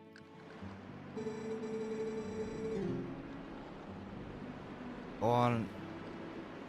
Okay. I know there's like a specific way to do this, I remember that, but I'm not 100% sure how to exactly. So, I can almost guarantee I'm about to screw this up. Because, dude, you know how it is. Any kind of game like this, where you have to sit there and you have to corner an animal, basically, to get them to move anywhere, it's always a pain in the dick.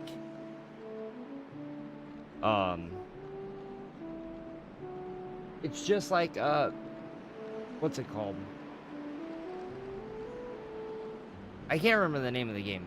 There was a game where you had to herd in like cows, and you had to do everything completely perfect to get them to go where you needed them to go.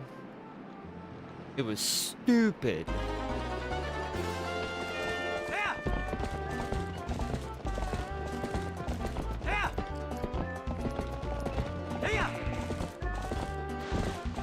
All right, turn around, opponent. Turn around.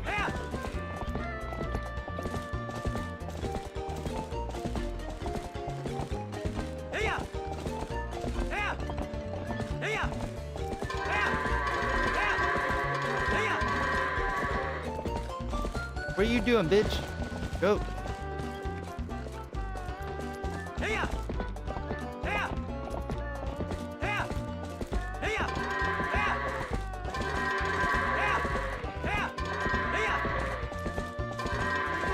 Okay, that was a lot easier than I thought.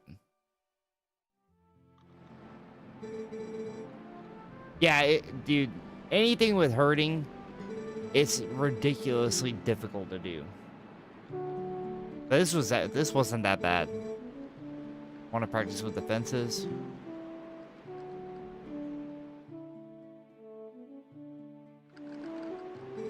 Okay. Alright, just jump the gate and head back into the village.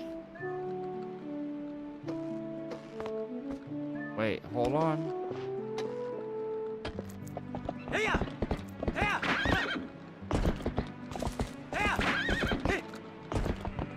Okay.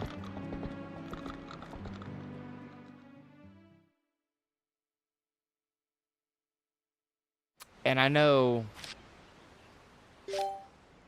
this game has it's a long setup. So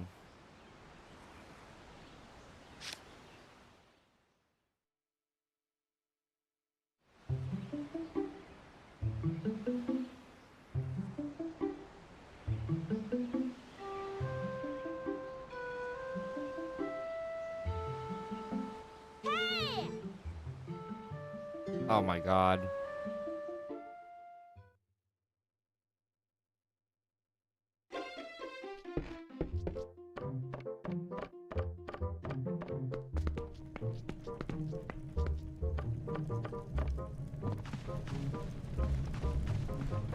Dude, it's gonna take me forever to fucking figure out that left and right.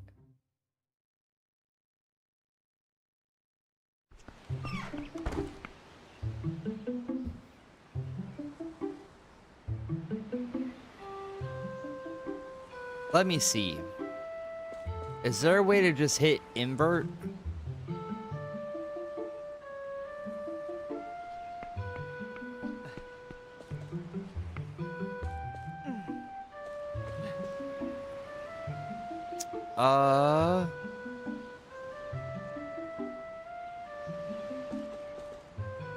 Well, that's bullshit.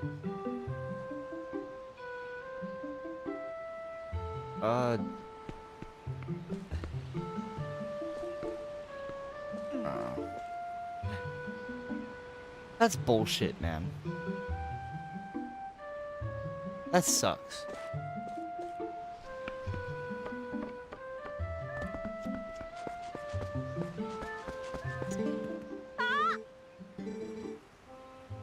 Slingshot the sword.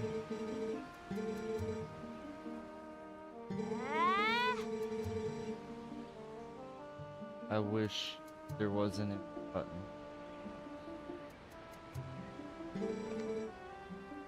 You know, I'd get them in trouble for that. If you want to save up your allowance or something. Okay. I was hoping that eventually there would be more settings, if you know what I mean. But it doesn't look like that's going to be the case. Okay. Let's see.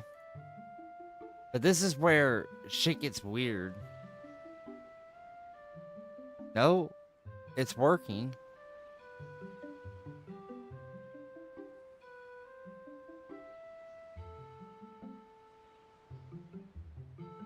Okay.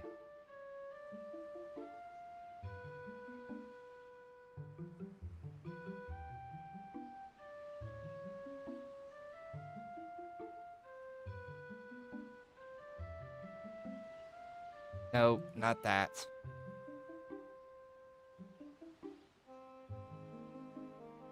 Okay, let's see if that fixes it.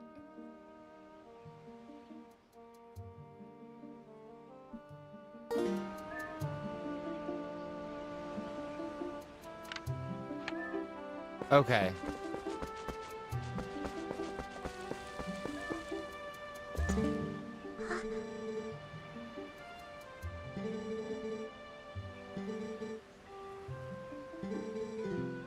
Wait until... Okay.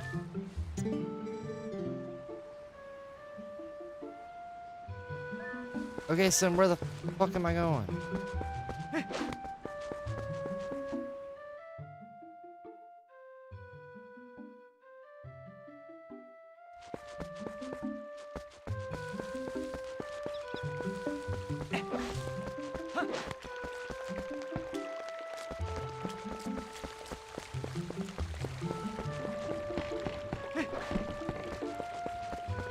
Sound design on this is good as well.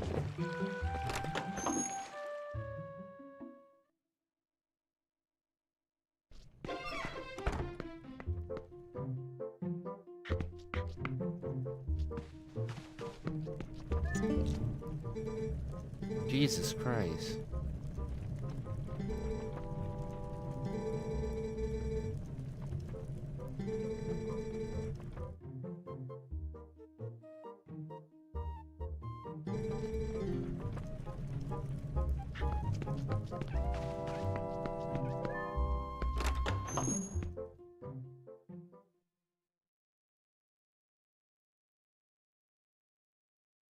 Okay. So then where the hell am I going?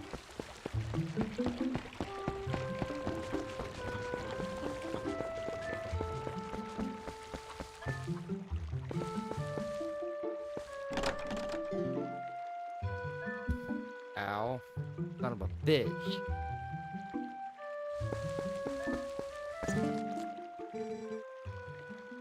Already out from work. Restock our store.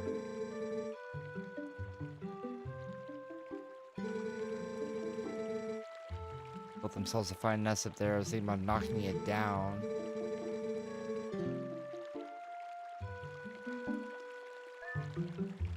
Okay. But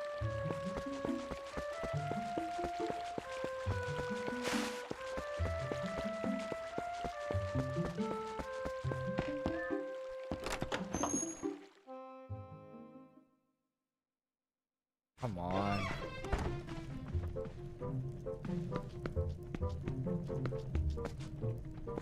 Okay, there's nobody in here. Where the fuck am I going? I need to get the slingshot.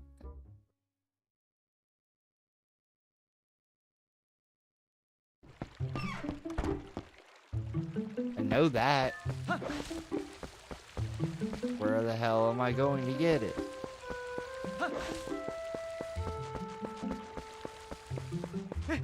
Maybe this kid said something that I didn't. I didn't think. I wasn't paying attention. Maybe I wasn't listening well enough. Okay. Get the slingshot. And do. Okay.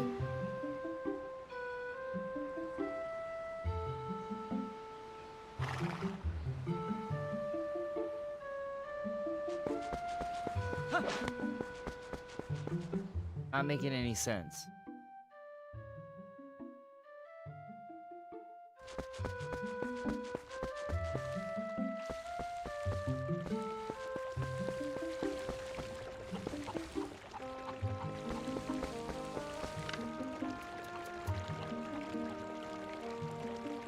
Okay.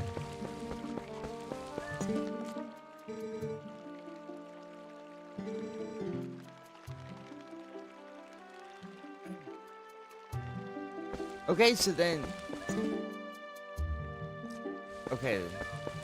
Where's the shop? Am I missing it? Did I go past it? Jesus Christ, I went to the wrong building. Fucking idiot.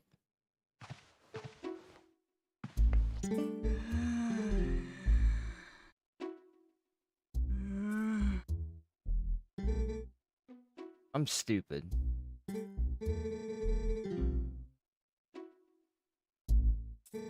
Come on.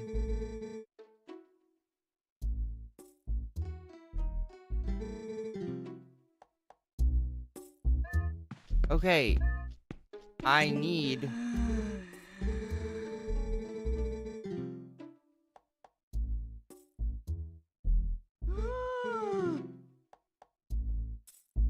Jesus Christ. Like, dude, I don't give a fuck about your cat. I need the damn slingshot.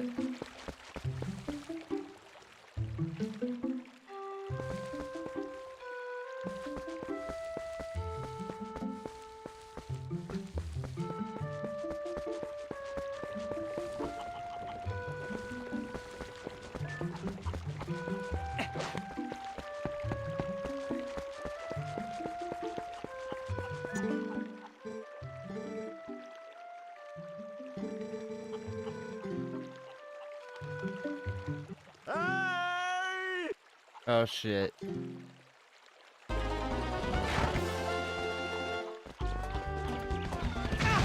Oh shit.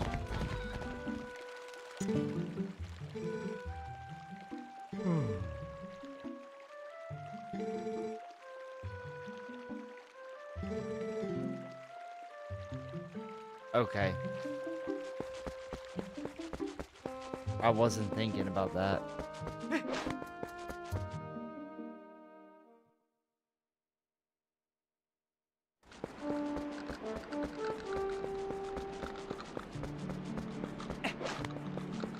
Hmm?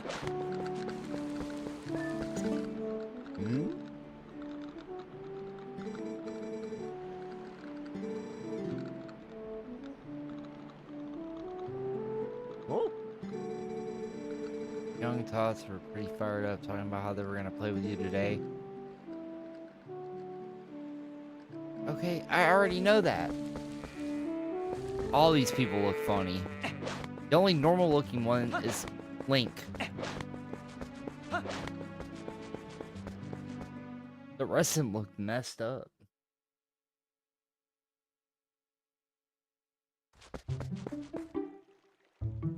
Okay. So. I gotta find this damn cat.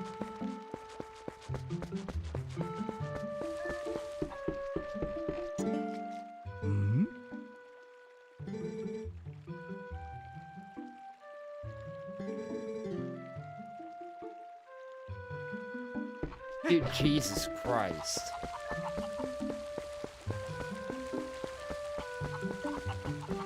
I do not know where this cat is.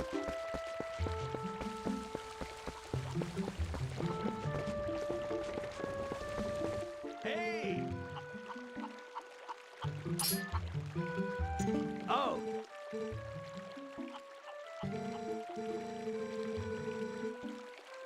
Okay.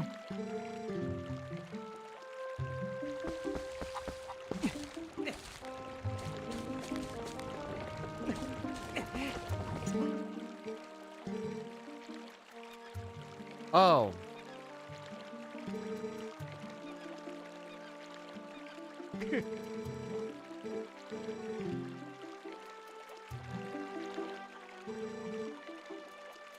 Jesus Christ. He's square.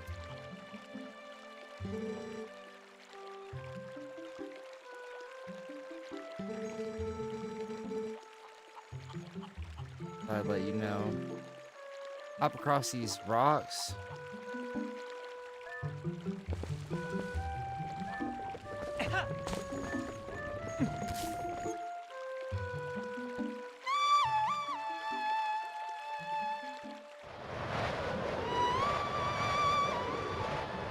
What the fuck?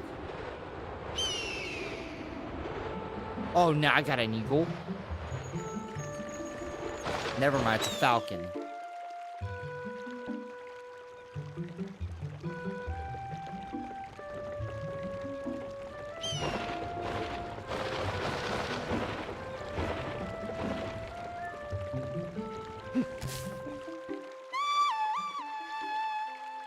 I need you to grab the damn cat.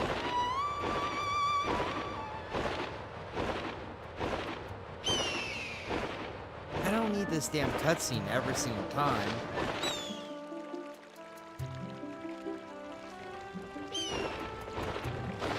Why?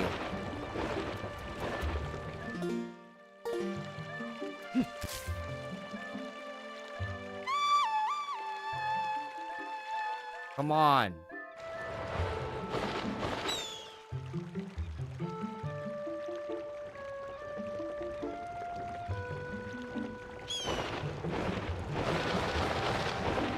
I can't pick up the cat?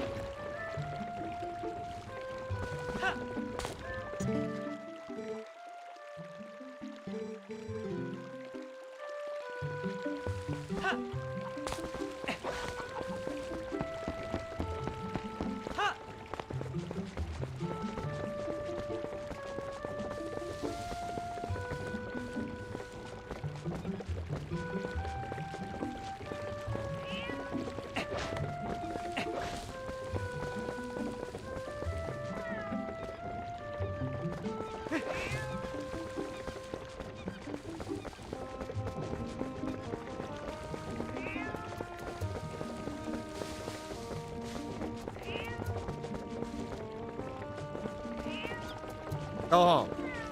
Take your ass home.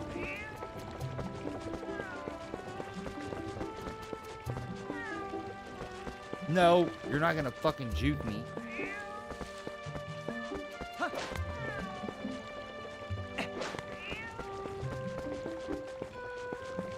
you're gonna do is you're gonna take your ass across that bridge. Son of a bitch. Son of a bitch.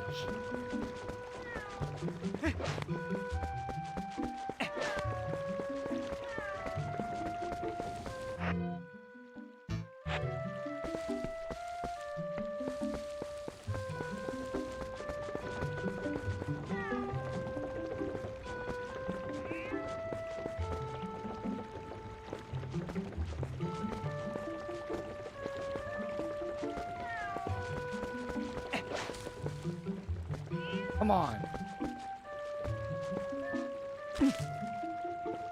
I'll fucking hit you with it.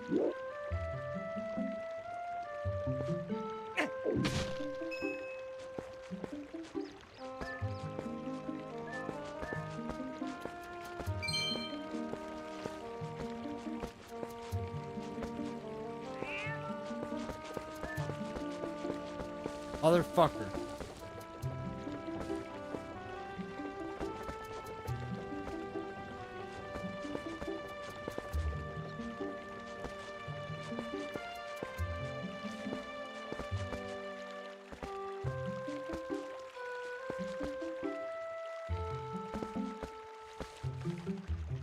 Come on.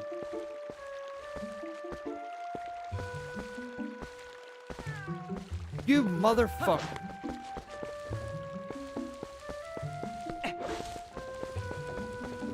Dude. I'm gonna take you out. I swear to God.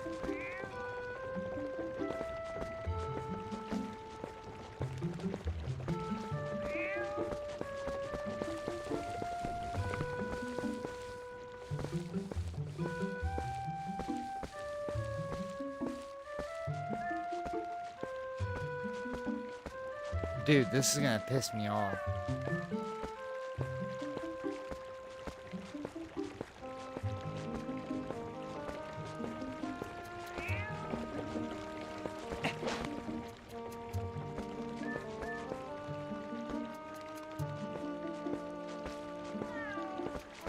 Dude. Okay. Apparently I need the bird. Oh shit.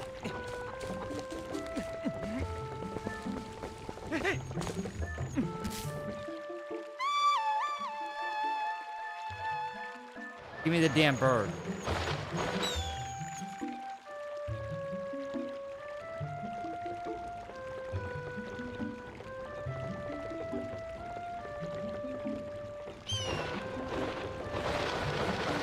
Pick up the damn cats. Okay. Bro, I'm gonna get pissed off.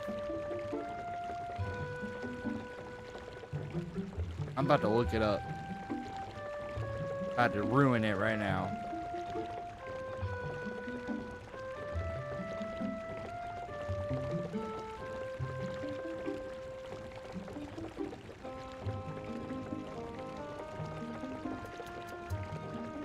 Get the fishing rod, talk to Jaggle and his children. Oh my God. I've got to go to a different fucking house.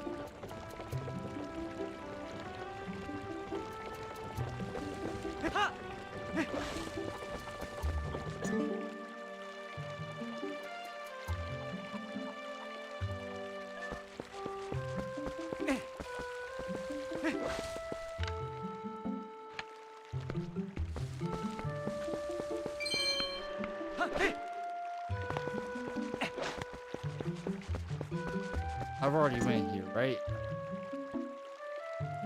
Oh, no, I haven't.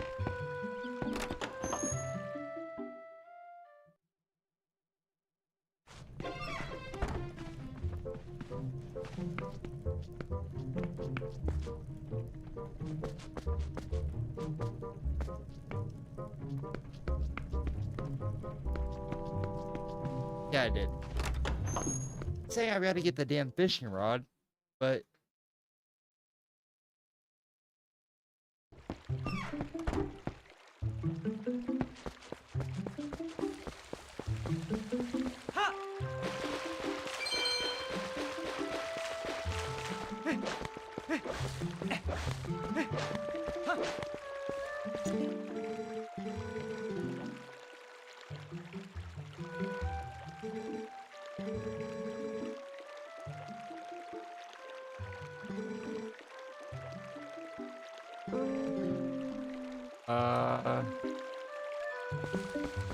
Dude.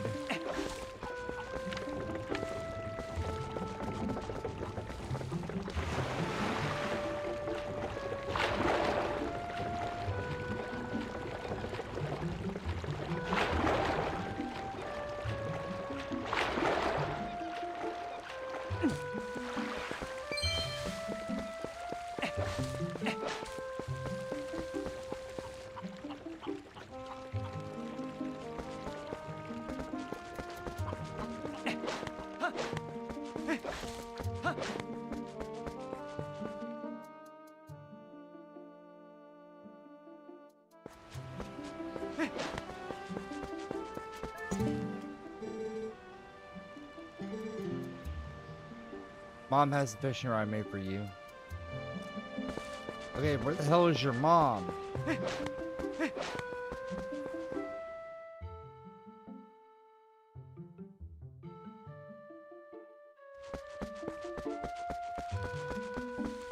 I checked that house. I checked that house.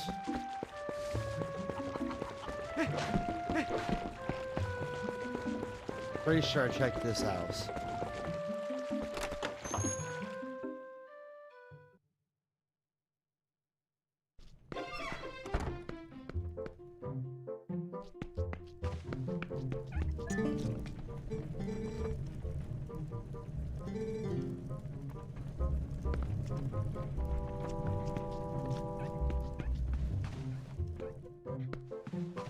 I want this fucking fishing rod before I get angry.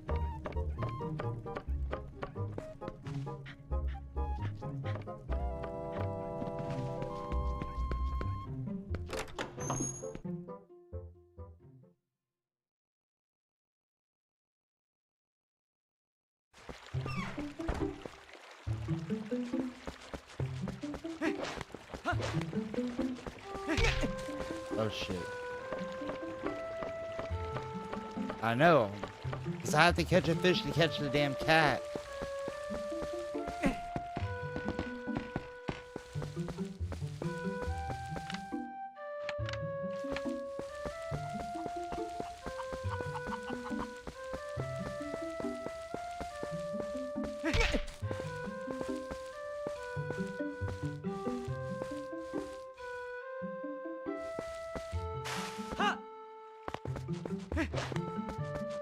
Okay.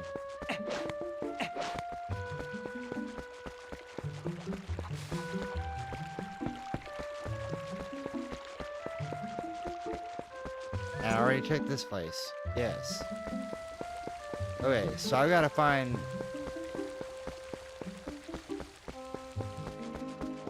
Dude.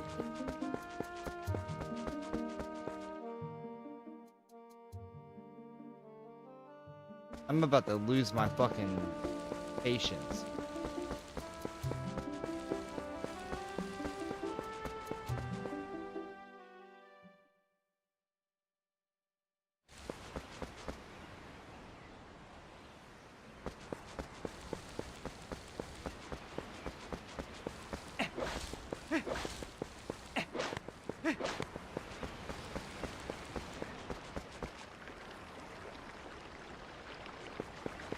Okay, you're not here. I can't go that way, you son of a fuck. Oh.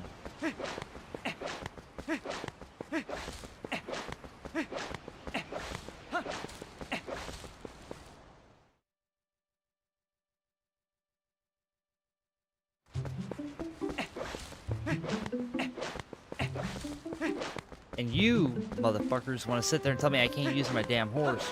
Bullshit.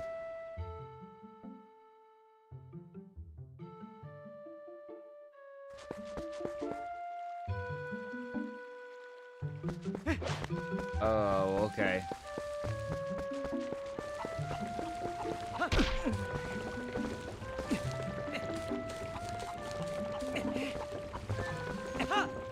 Oh, fuck.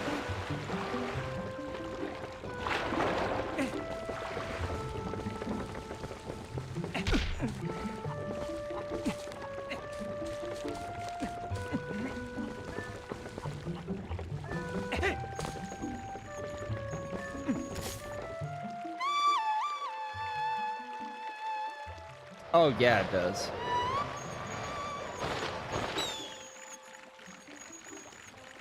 There it is.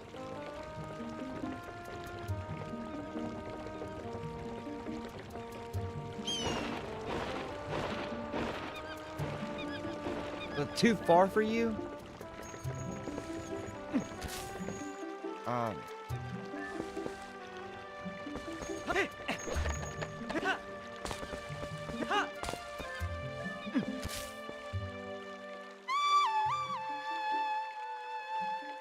True.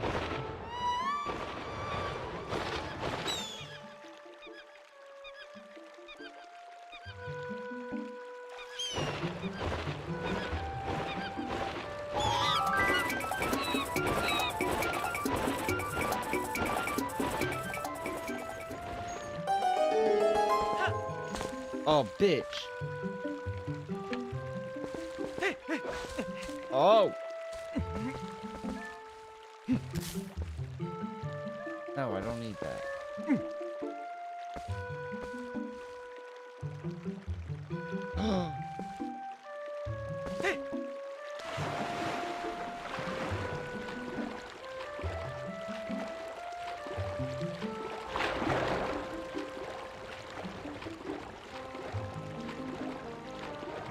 Dude, now I gotta manhandle this bitch down. Oh my god.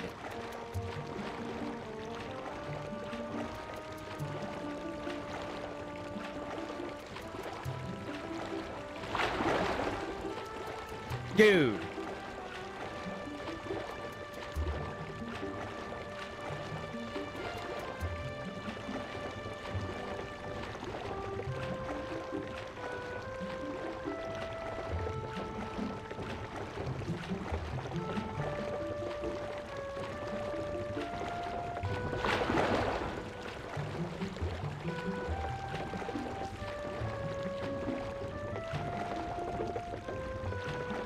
Okay, can I grab it from here?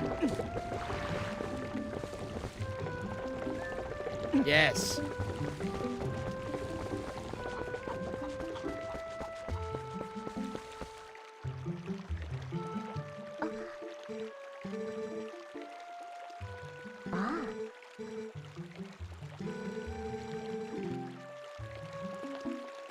Yes, I'll take it back to your house.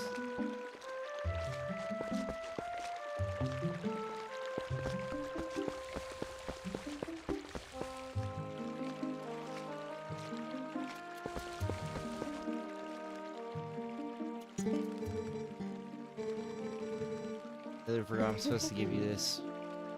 And there we go. Set it X or Y.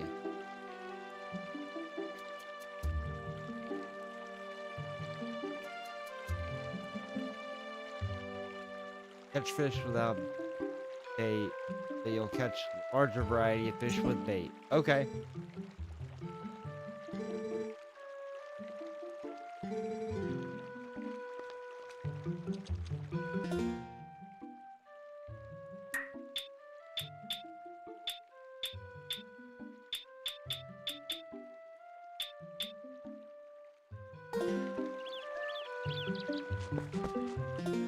Oh.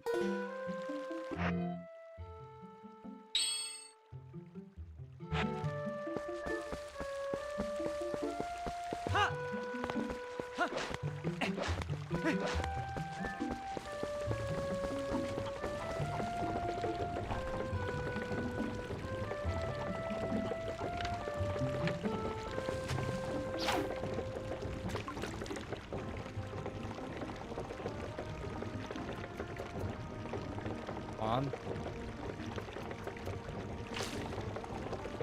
Aw, bitch.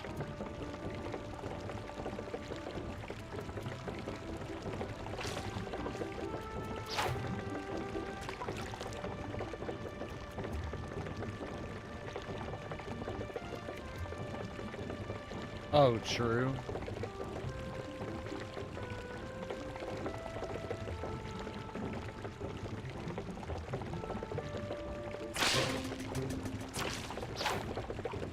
Wait, what?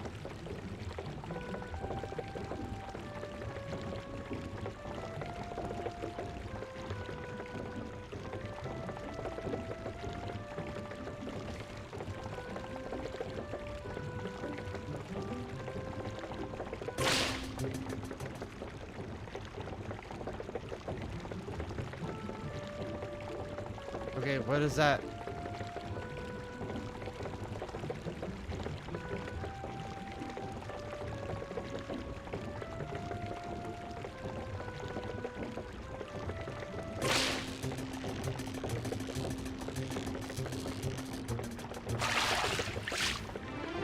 Okay.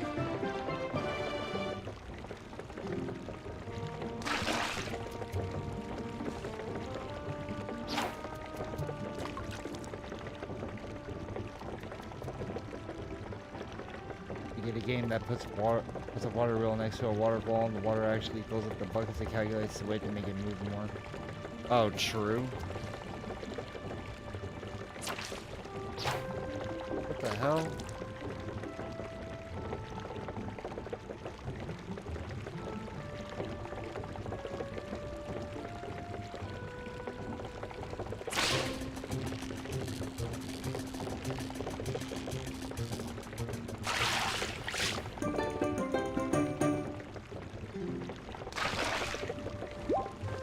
Okay.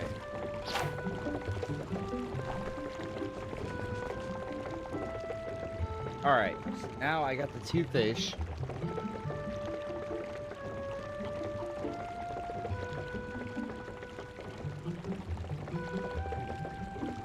The first fish catches the cat's interest, and the second fish will be dropped on the ground, prompting the cat to grab it and run back to the shop. Oh, okay. Oh, am I just supposed to throw them?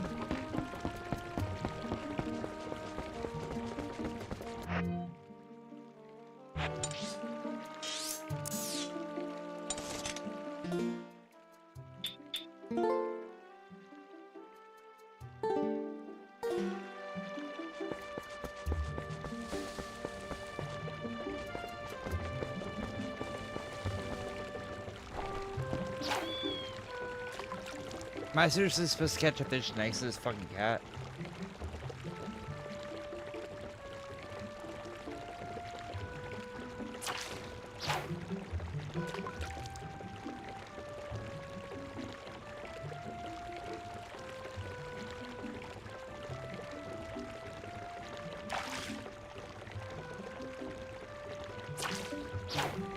Bitch.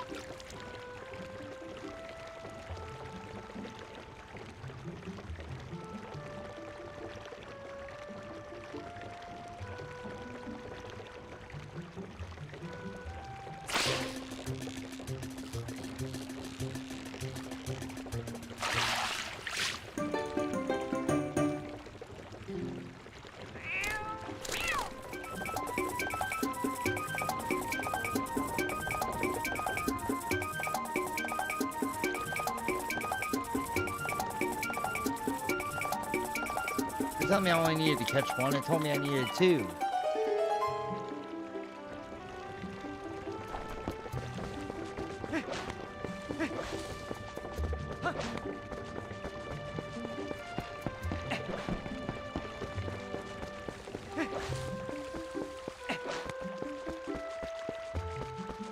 Wait, I went the wrong way. Nope, still went the wrong way. What the fuck is wrong with me?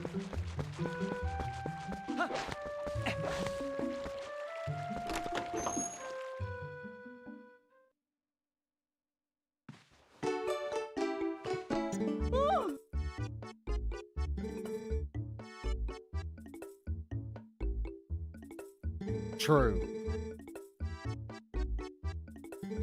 Oh.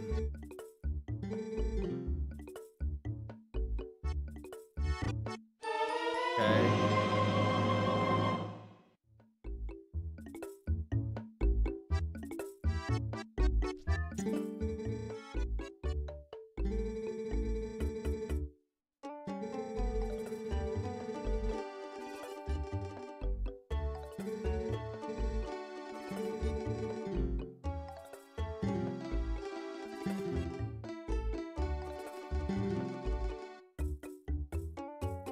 I need 30 rupees.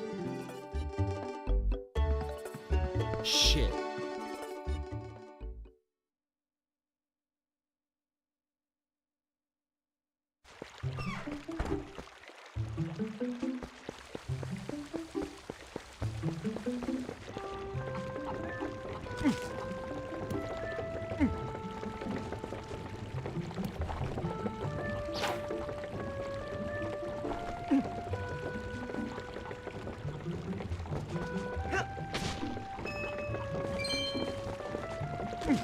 I'm just out there.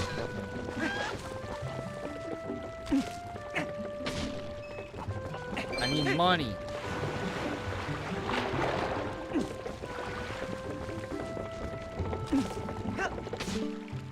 Hey! Shut up.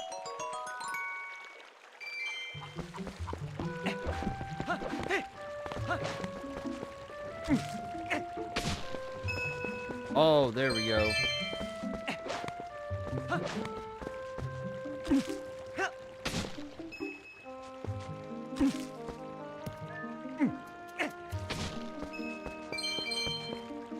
I'm almost there.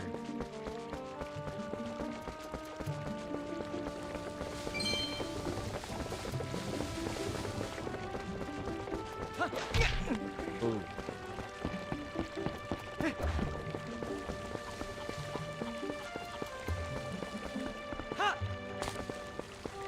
Come on. Damn it.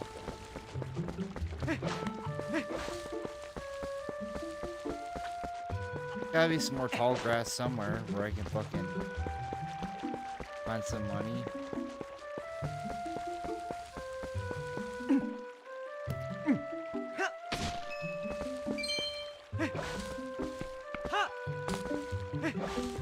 Come on, pick it up, dummy.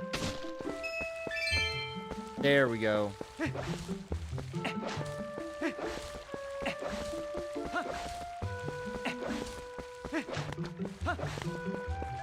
Yeah.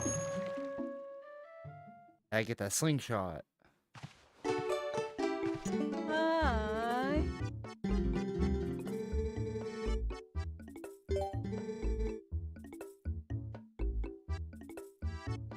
No, I'm not letting the kids play with it.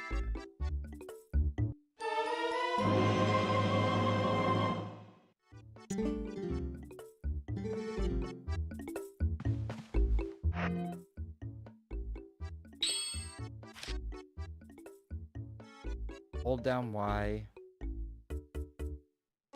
Target. Shoot while targeting with your blank. Okay. We're about to find out because I gotta fucking hit that beehive.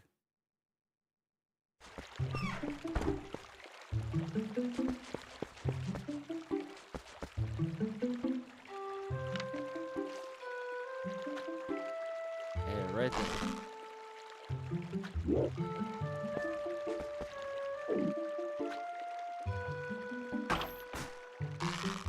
Close. There we go. All right.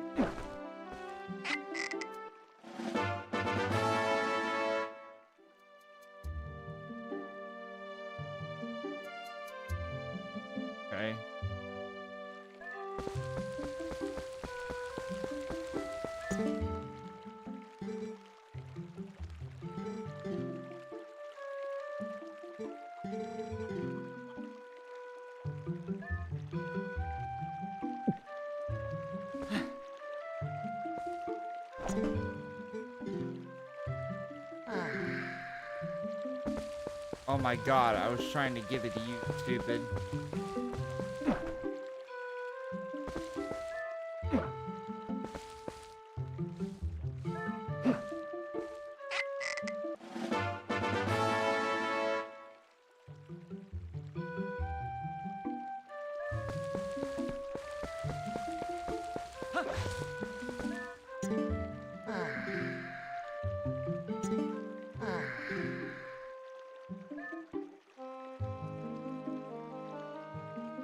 Can I not give them to him?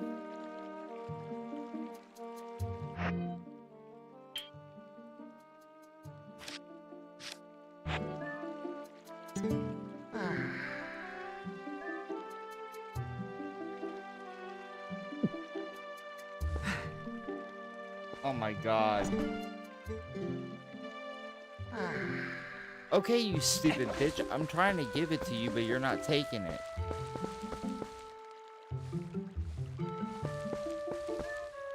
You're the whole reason why I knocked this shit down to begin with.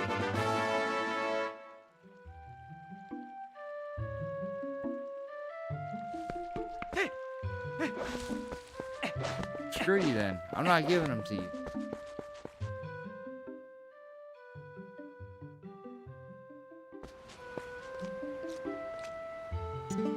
Hey!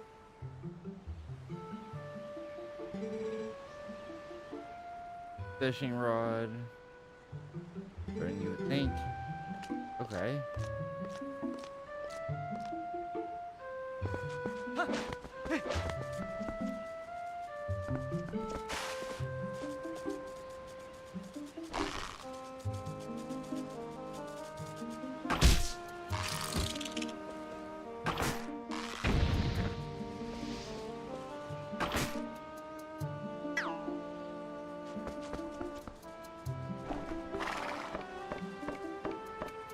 Good lord.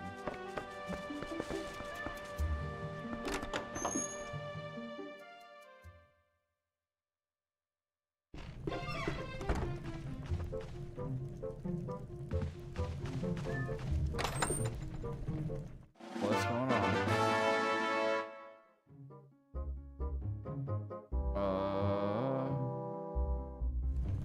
Just press.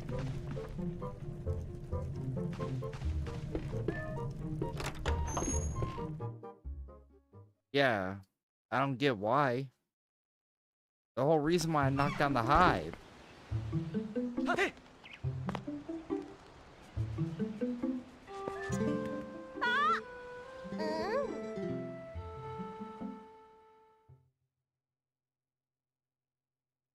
Oh, that's ridiculous. Oh no.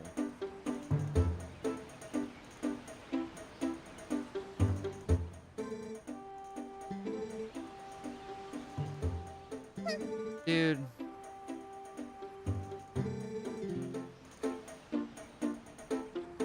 Oh no! I hit the wrong button.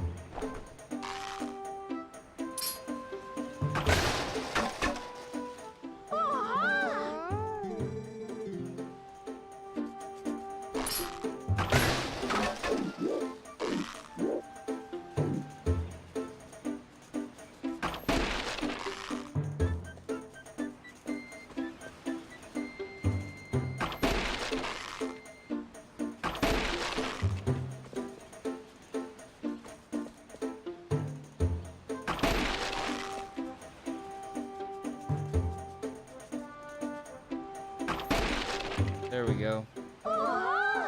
I know, right?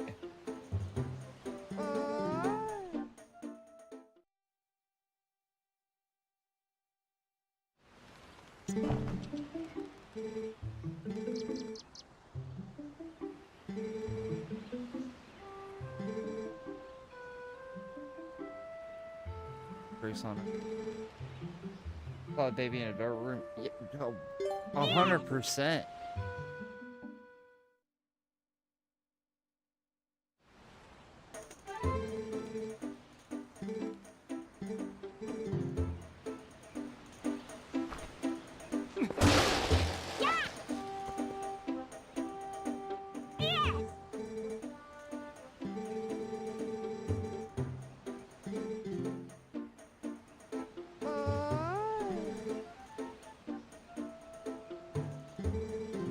Okay.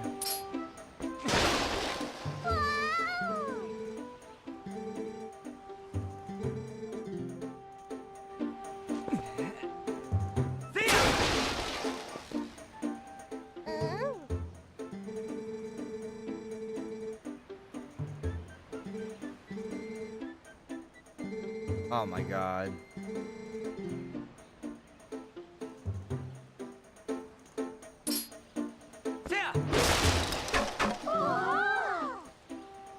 Good lord.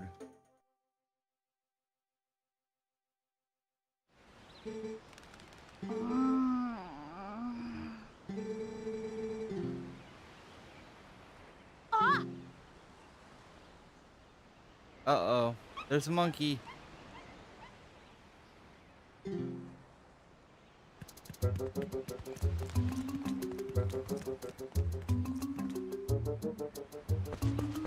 Oh my god.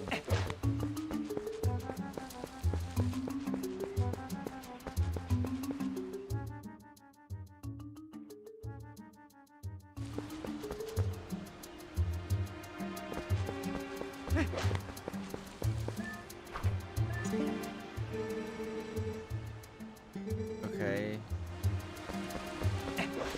Come on. Am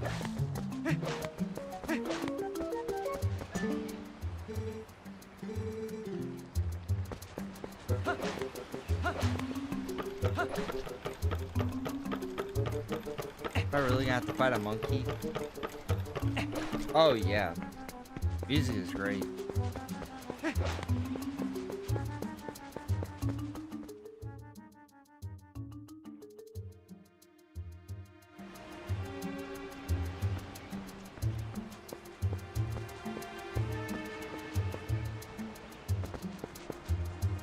Okay. Oh shit.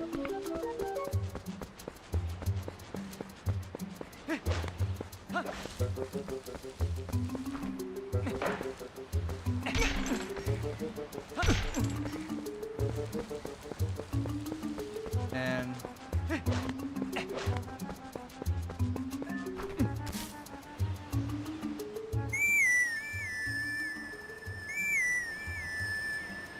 tell me your opponent's gonna show up. Hell yeah, dude.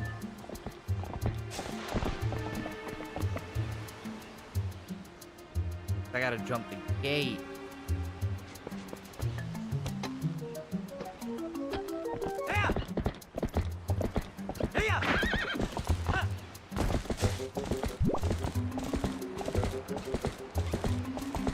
Okay.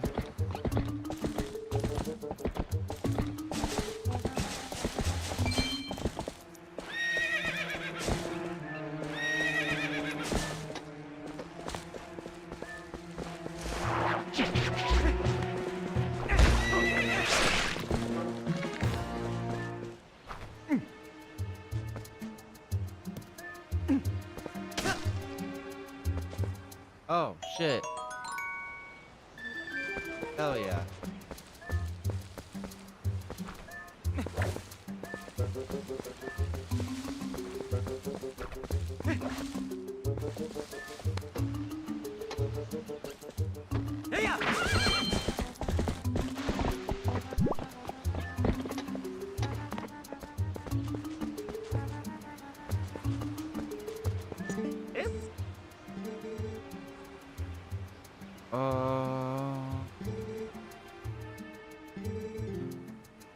Oh yeah, lantern.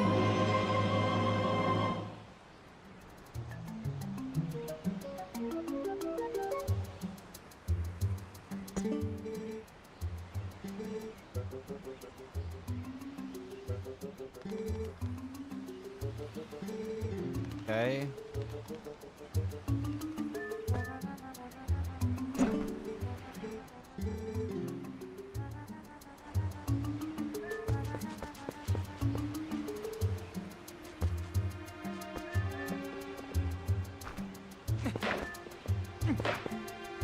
Okay, how am I supposed to do that?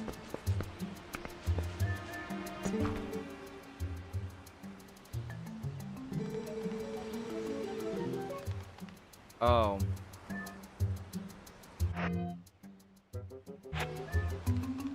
Oh.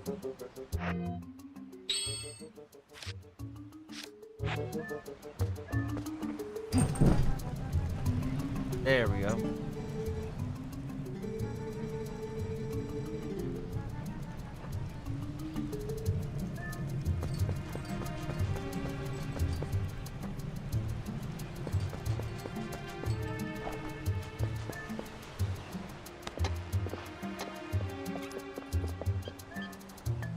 Oh.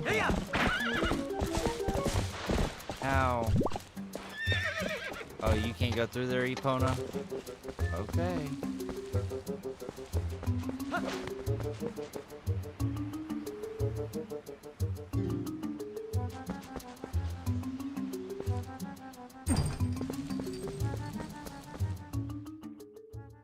Right.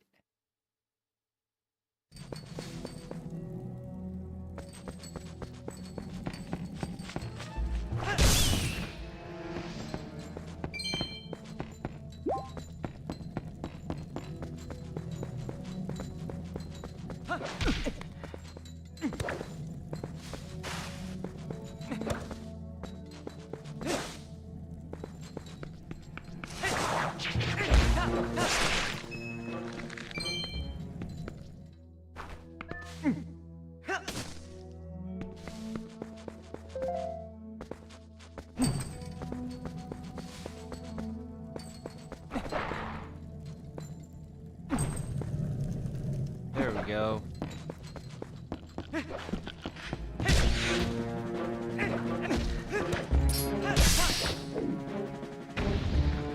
that shit out of here. Okay.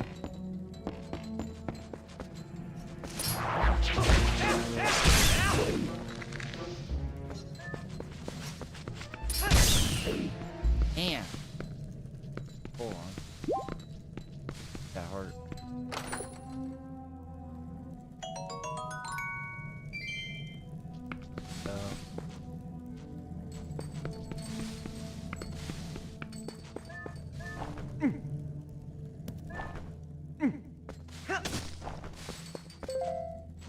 Go.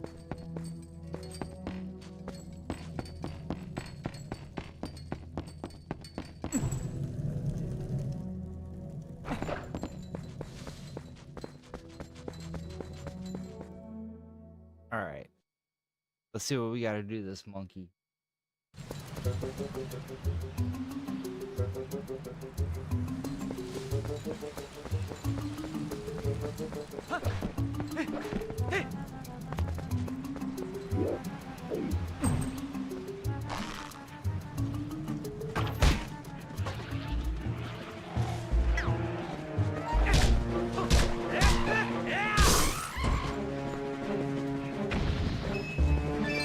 That shit out.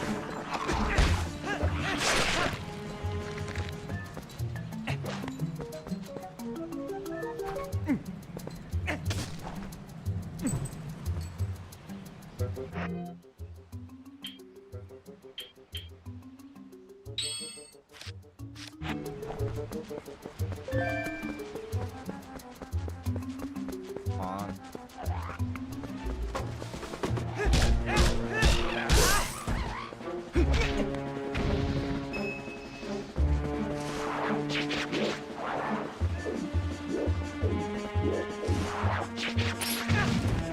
Come on, get up.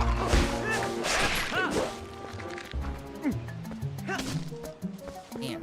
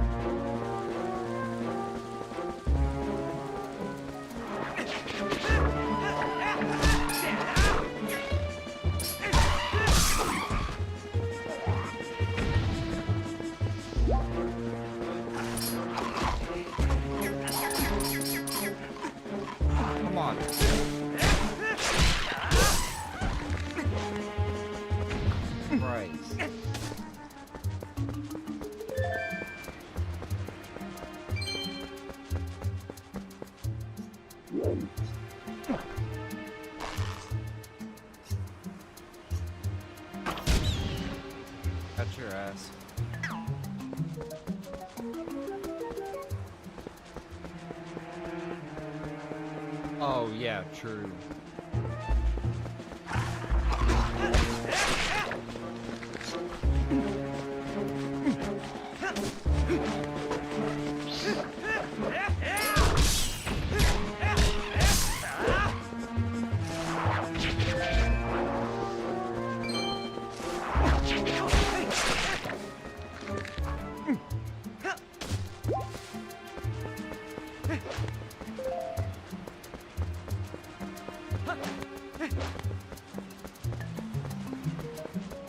Where the hell is she?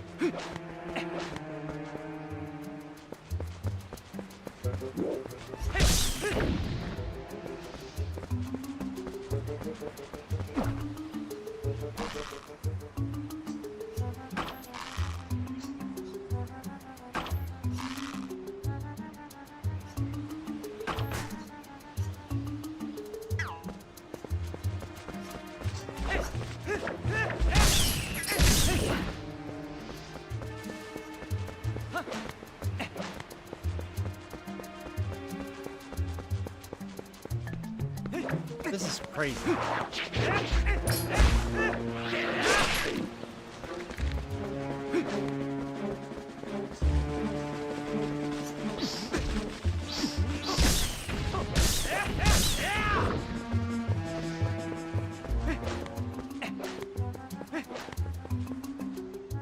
Christ.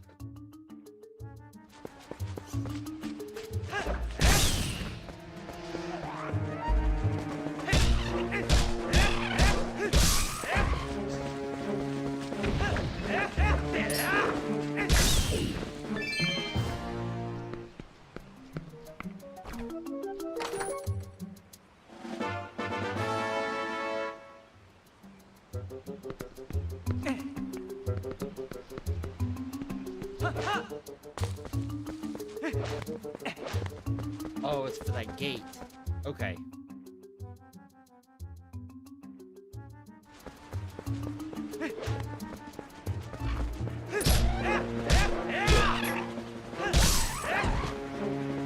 There we go.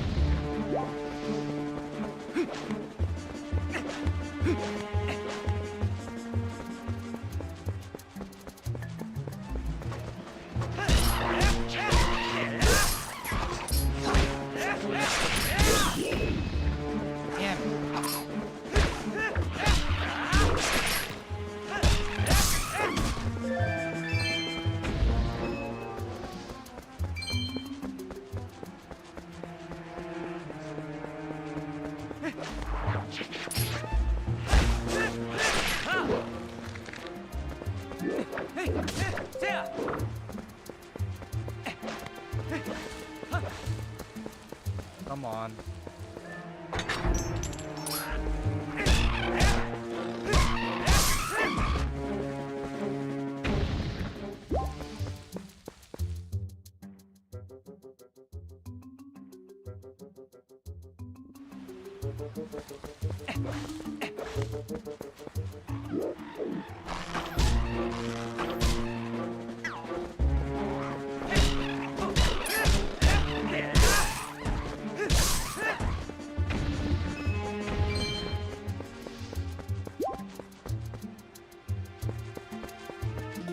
Alright, give me a second. I gotta go to the bathroom.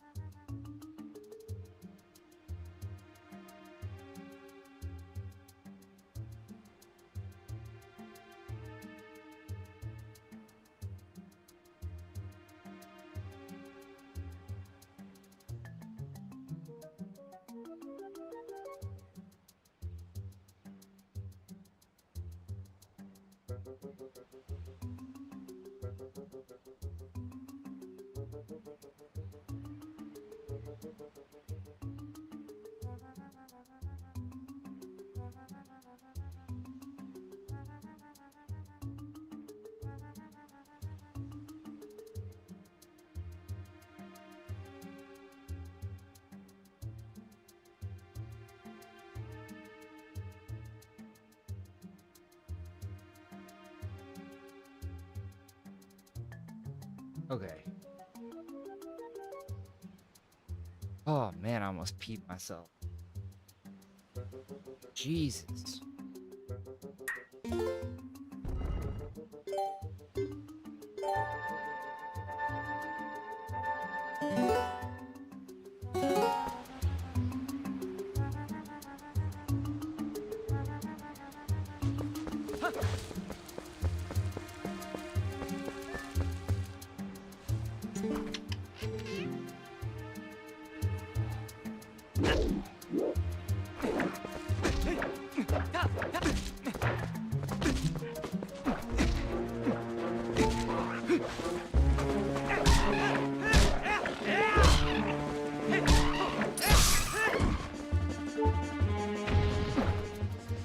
What?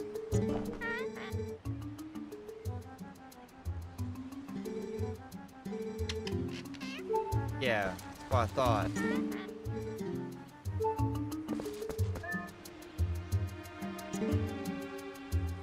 Entrant oil refill. Okay.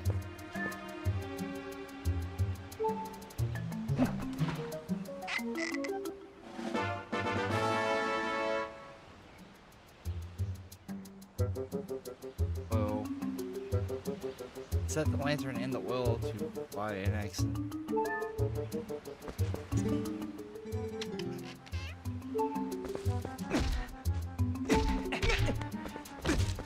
Bitch.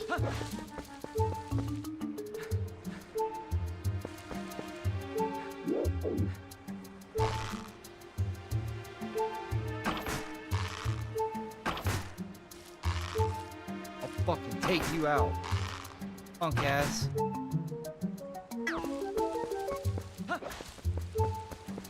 Now I've got to find parts. Damn bird.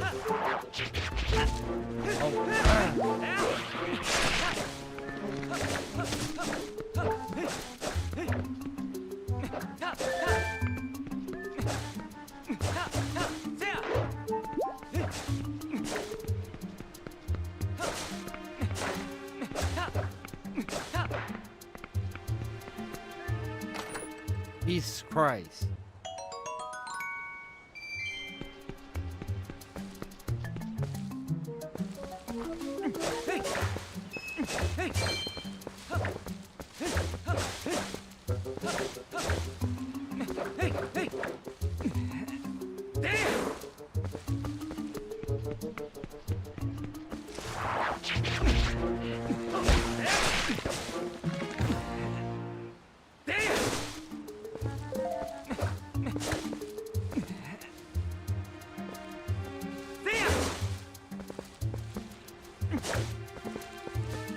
Alright, that's all I'm gonna get, I guess. There she is.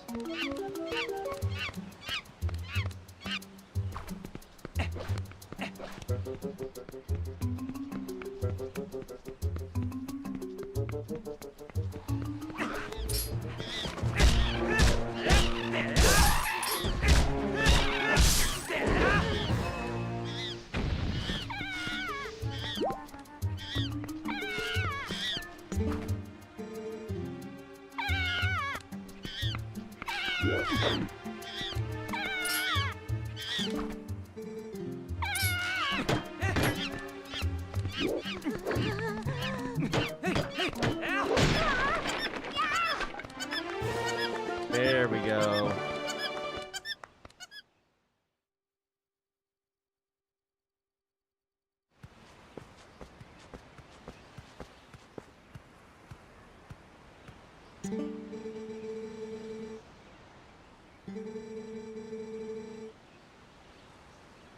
Ah.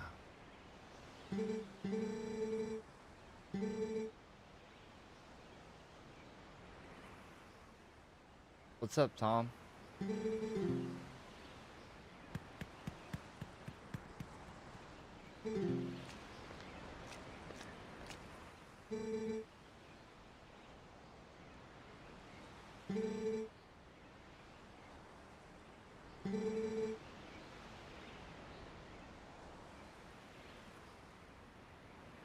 I'm doing all right.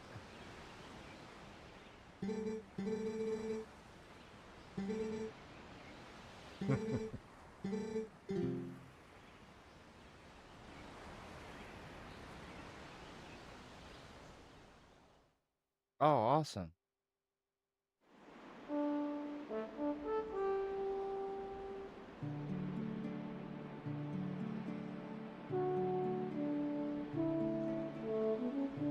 Hey!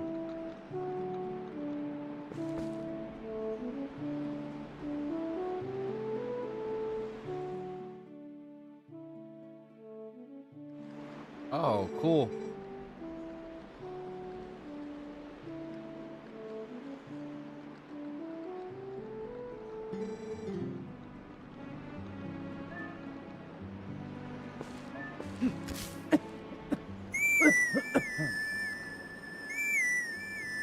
Oh, Epona's right there.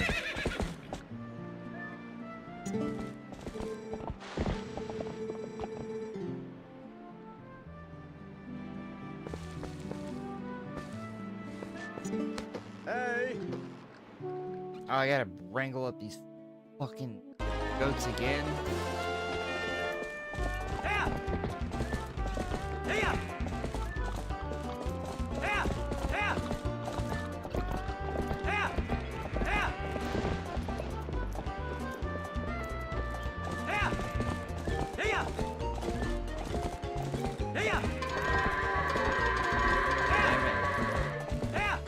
Get your ass. Oh, you son of a bitch.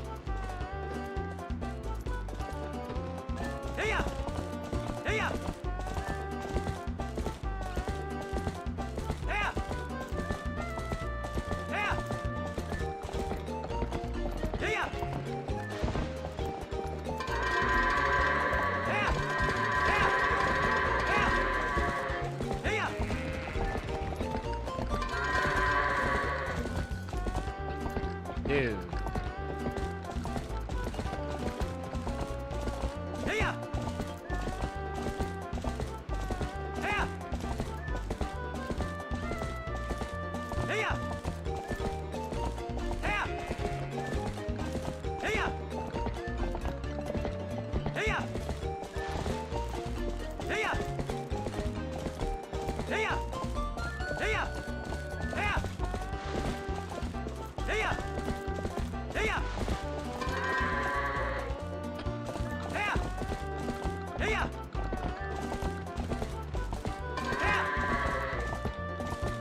Come on.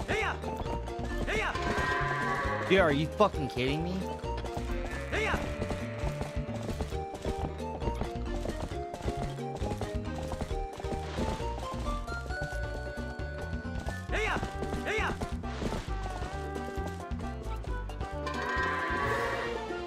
Jesus Christ.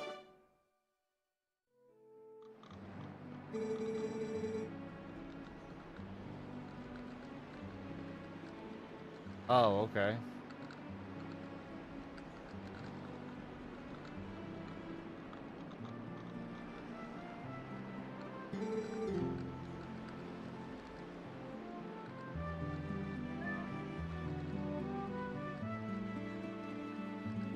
Oh, okay.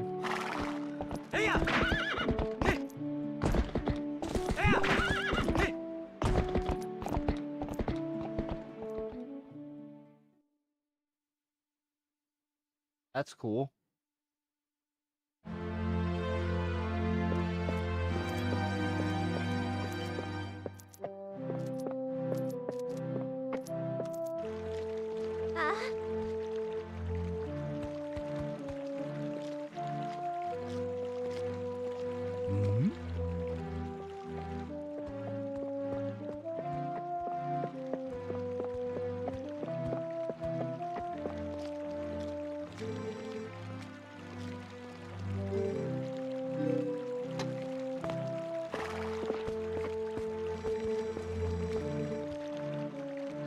see. Head over.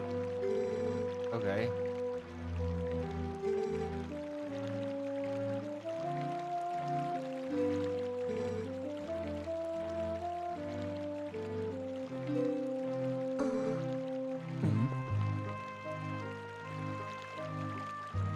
What?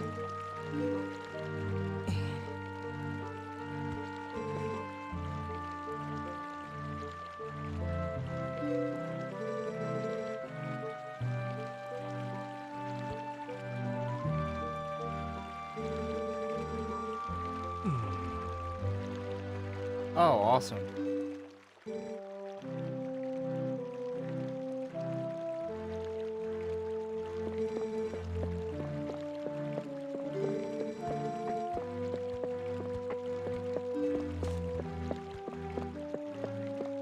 Dude, does her dumbass not understand?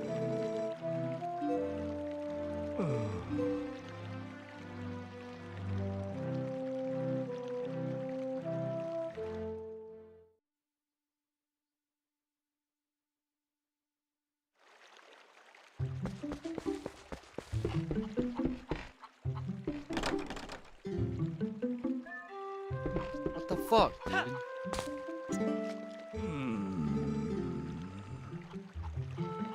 Hey!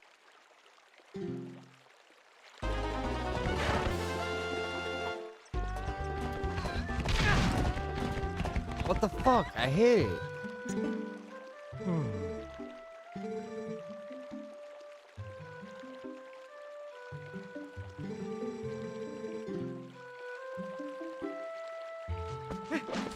My God, dude. Am I gonna have to...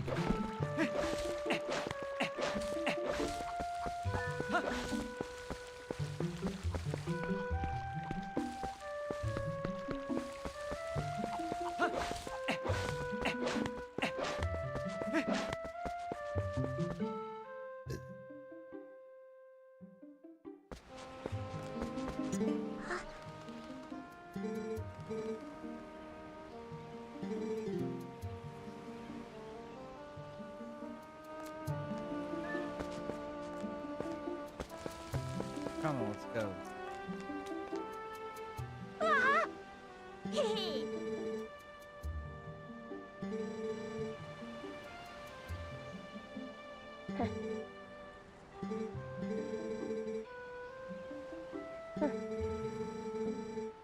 Oh.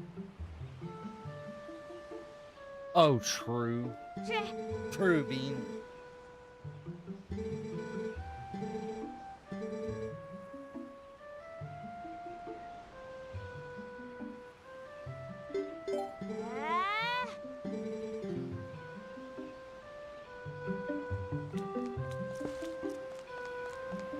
Dude. Oh my God. These fucking kids.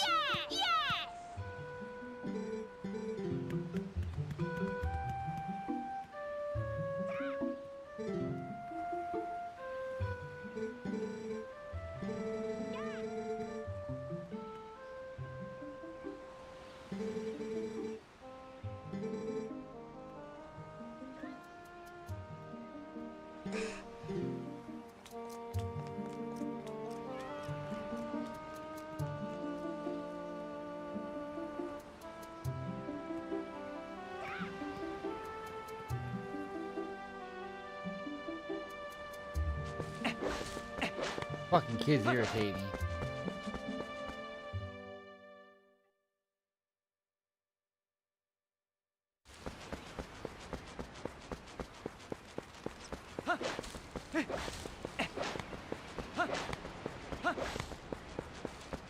Fucking girl.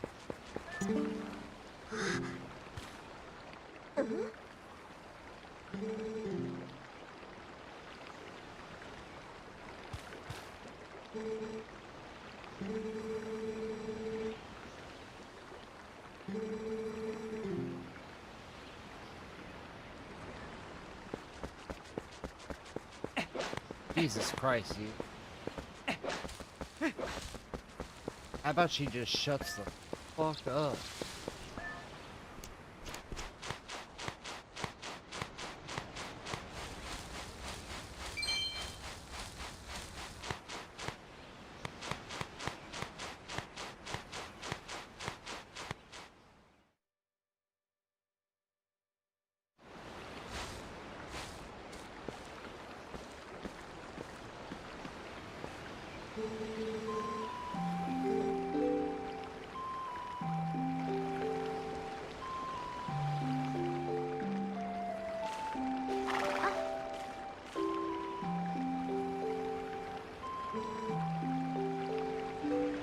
Yeah, no shit, stupid.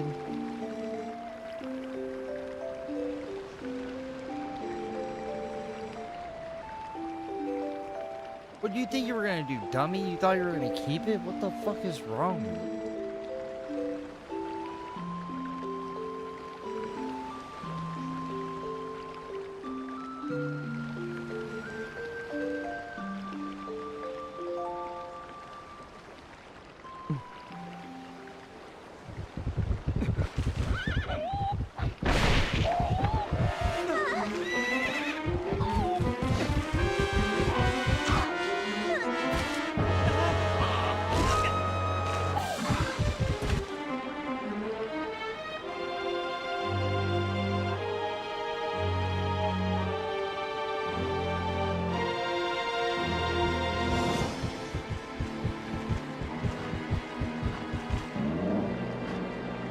Oh my god.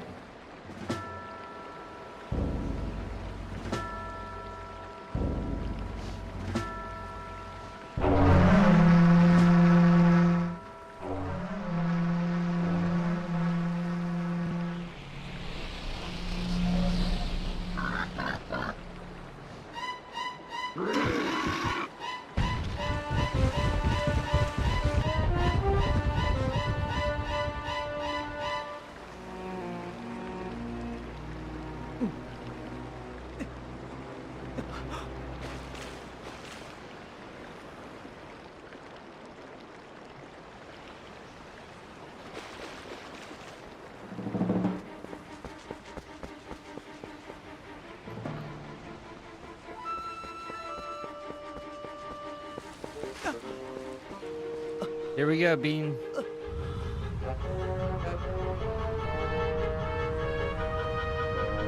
Here's where you get your explanation.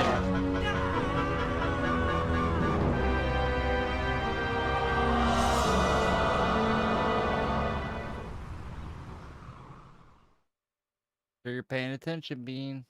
You'll miss it.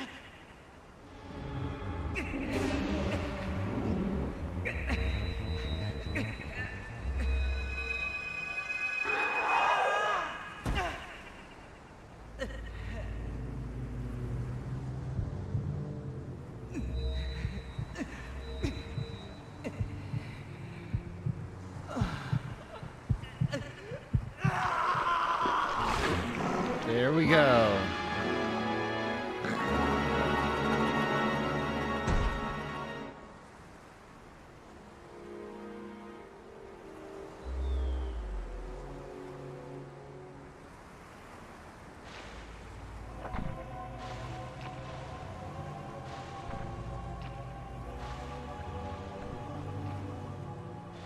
No, it's because they're in the Twilight Realm.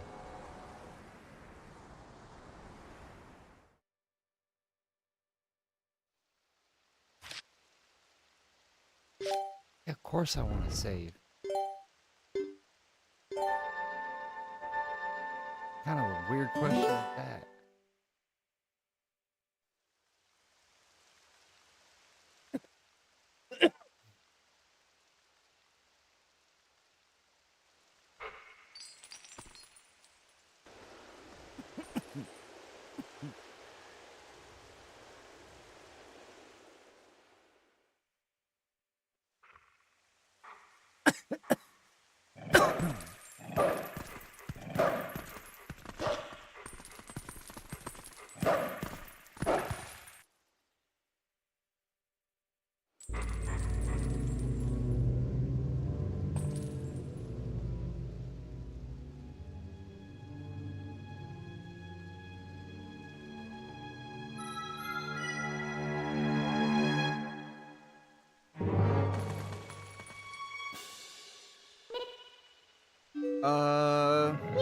I think so.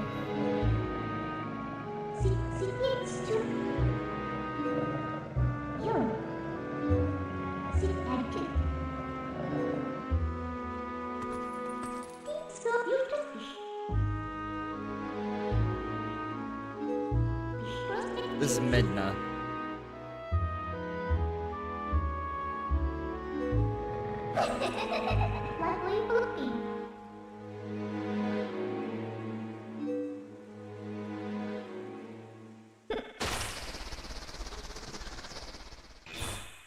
go.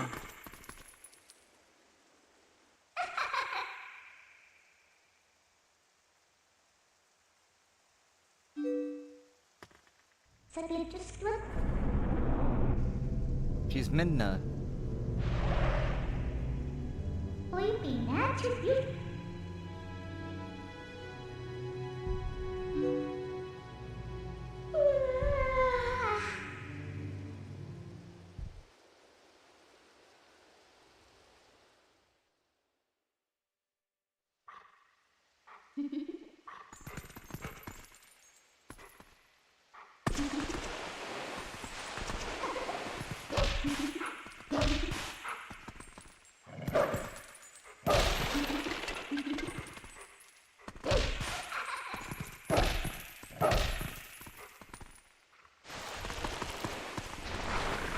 There we go.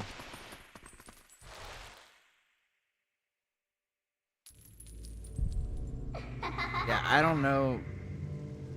I don't think Twilight Sword is in the same timeline.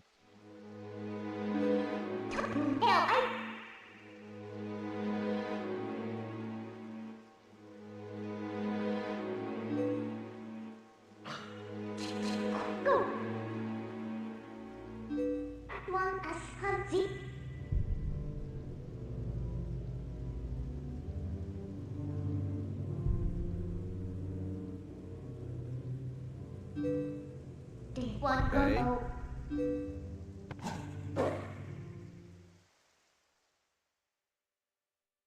True.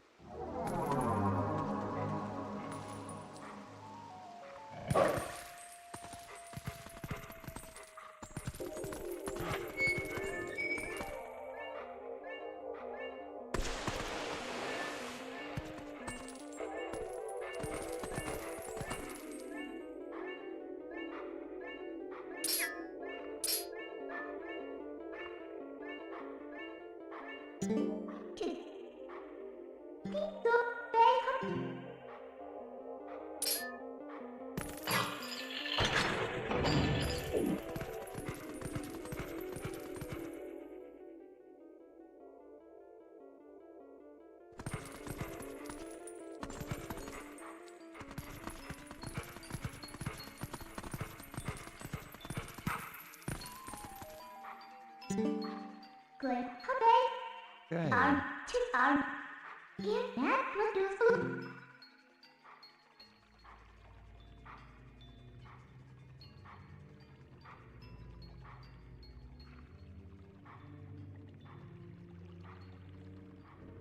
Okay.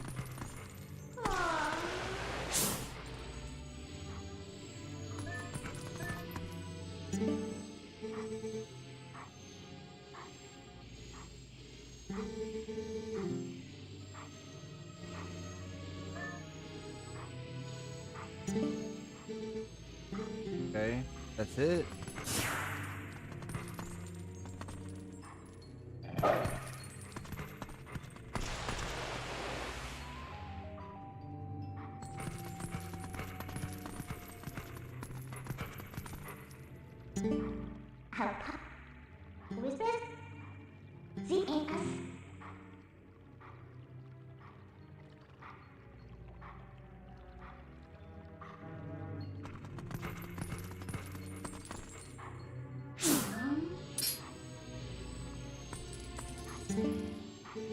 Okay.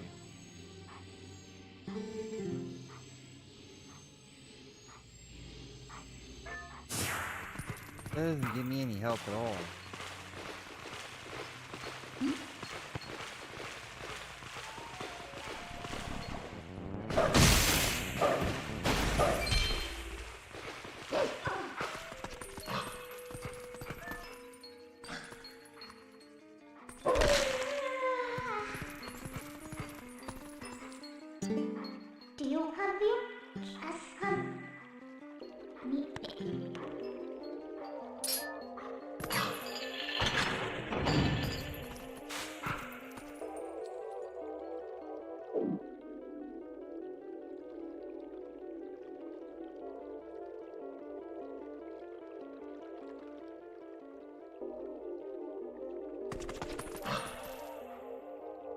Well, shit. Get up this way?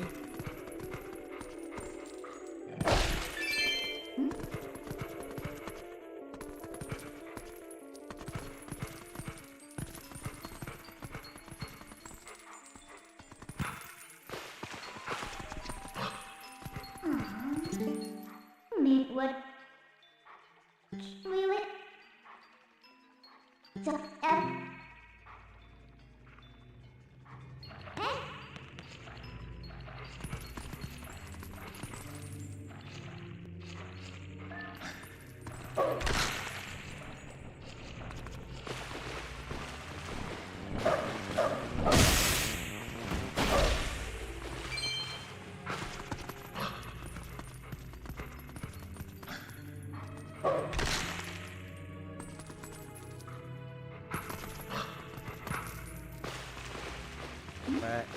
That.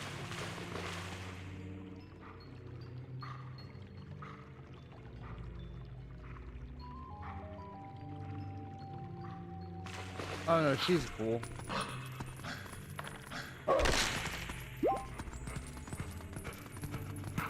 Oh damn it.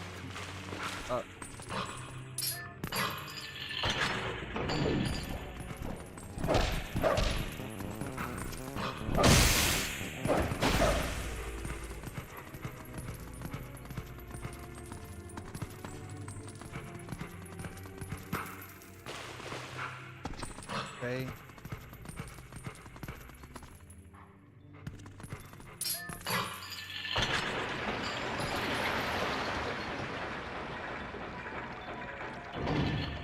But yeah, eventually you'll come to like her more.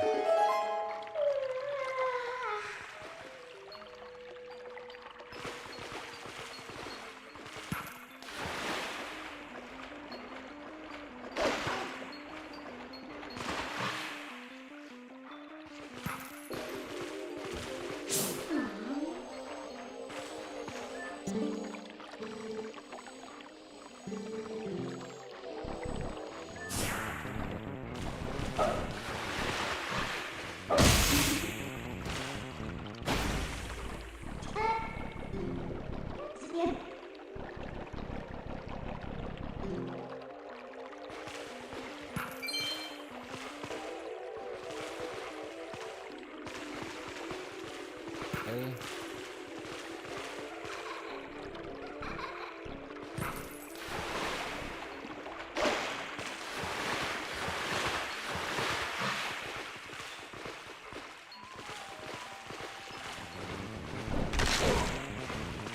I'll get your ass up. Damn it. Come on, get the fuck up. No way, I just lost. Fuck my life.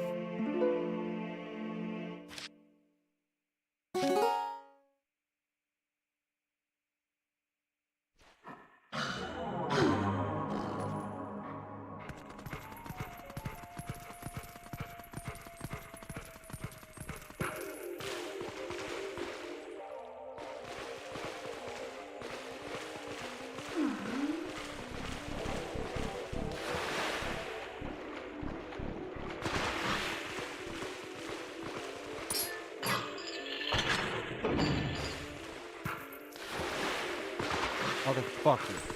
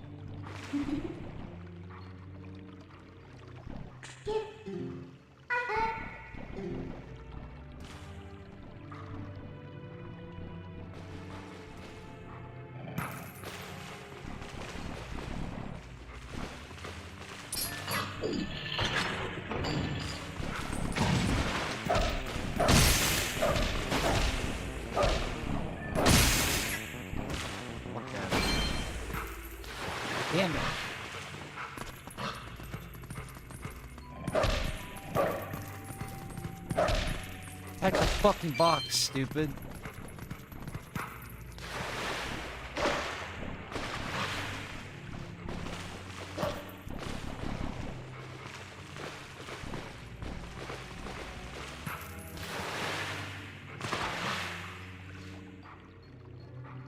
Okay.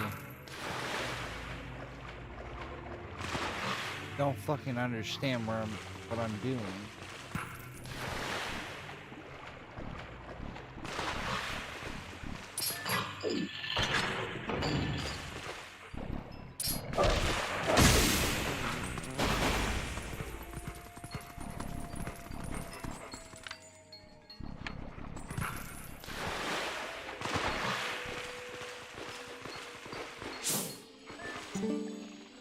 Come on.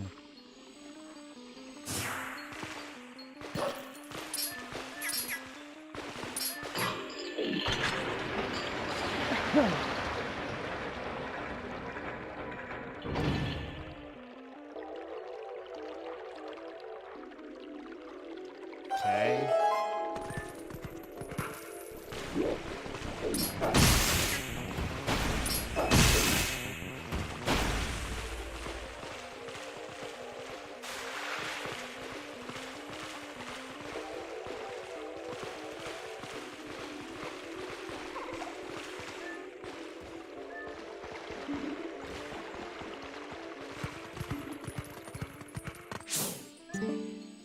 There we go.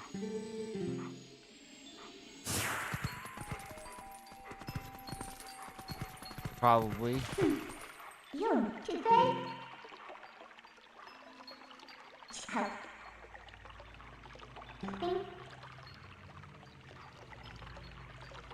You come. Yep.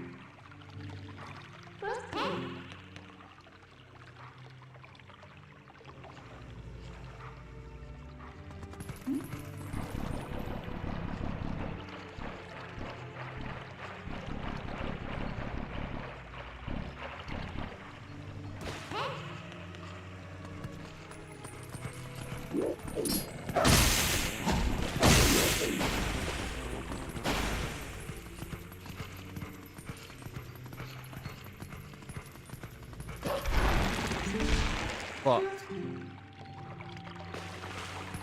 What does it look like I'm doing?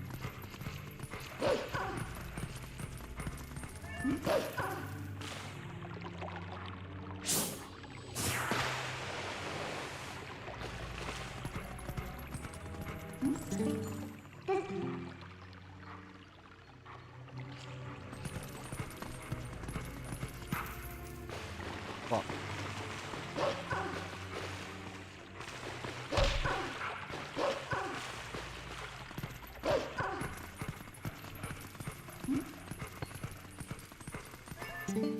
Do you was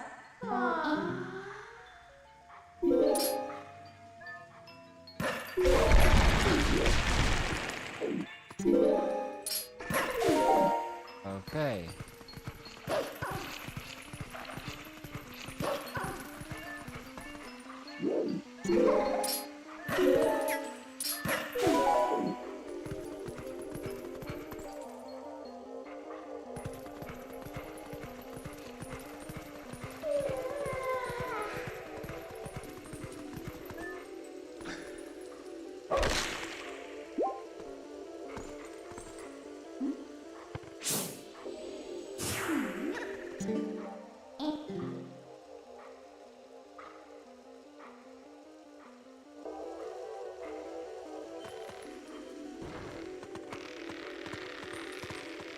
Come on.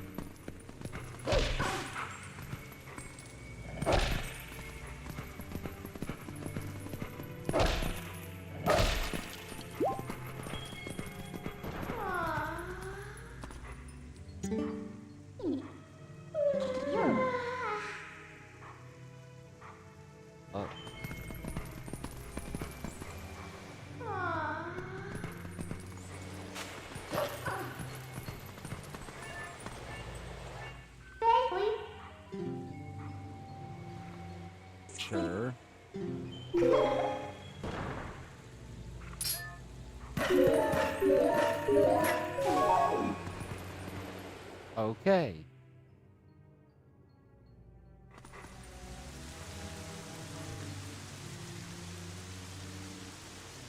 Oh, it's Hyrule Castle.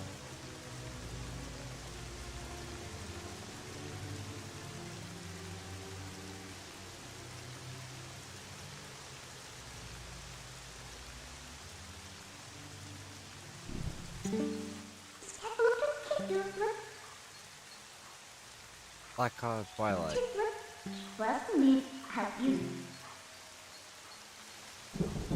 Okay.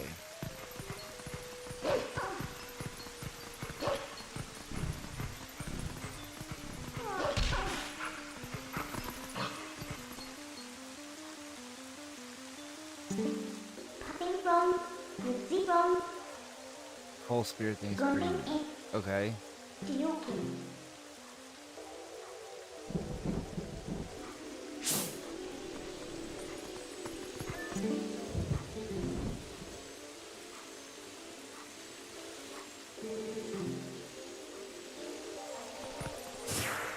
And that's fine.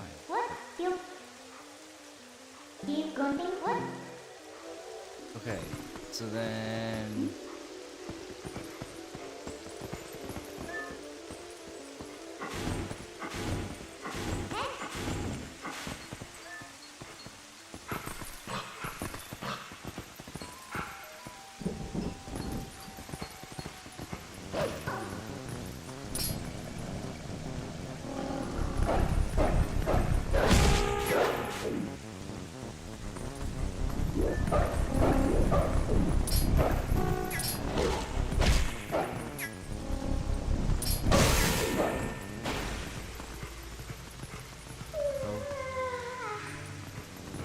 Oh shit!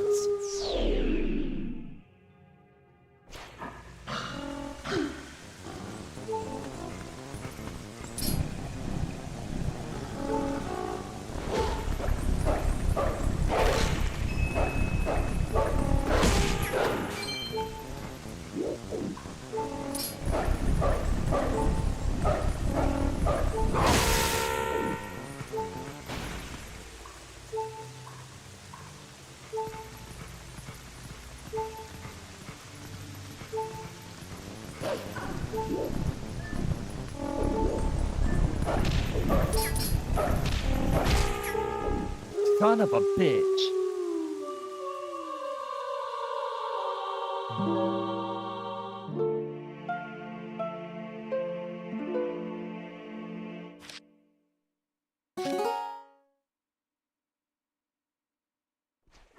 Okay.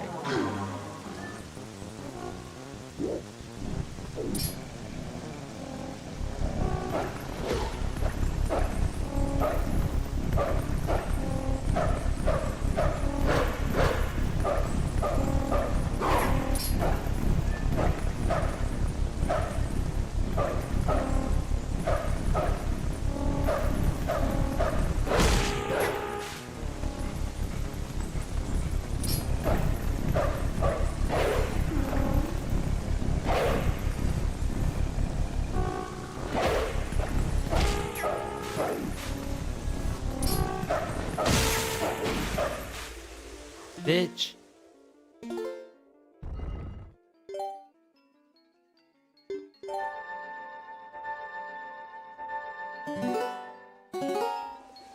Alright. I'm gonna have to, call it a night. I'm fucking passing out.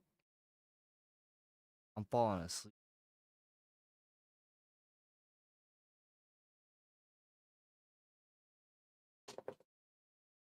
Tired.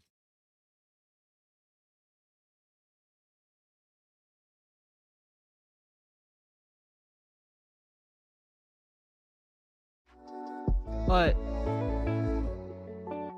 we started on it, and it was fun, man. I think Twilight Princess is gonna end up being really fun. So is Wind Waker.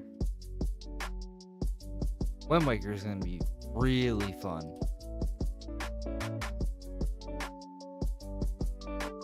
unless it was Sunshine. But yeah, man. Yeah, 100% mean. But yeah, I'm gonna get a list together of all the other games I want,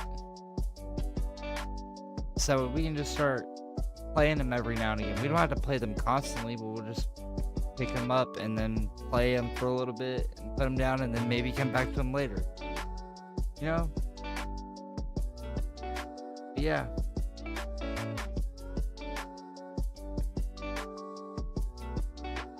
Fun times, fun times. But yeah. I gotta clean up in here and then I gotta go to bed, so. I'm gonna get all this ready. I'll send it to you in probably like 20 minutes, Bean. Okay?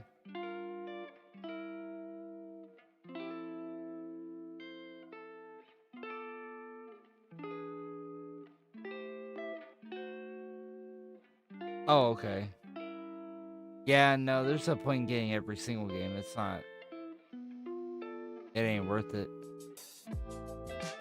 Especially if most of them are never gonna get touched. I'll get a list together.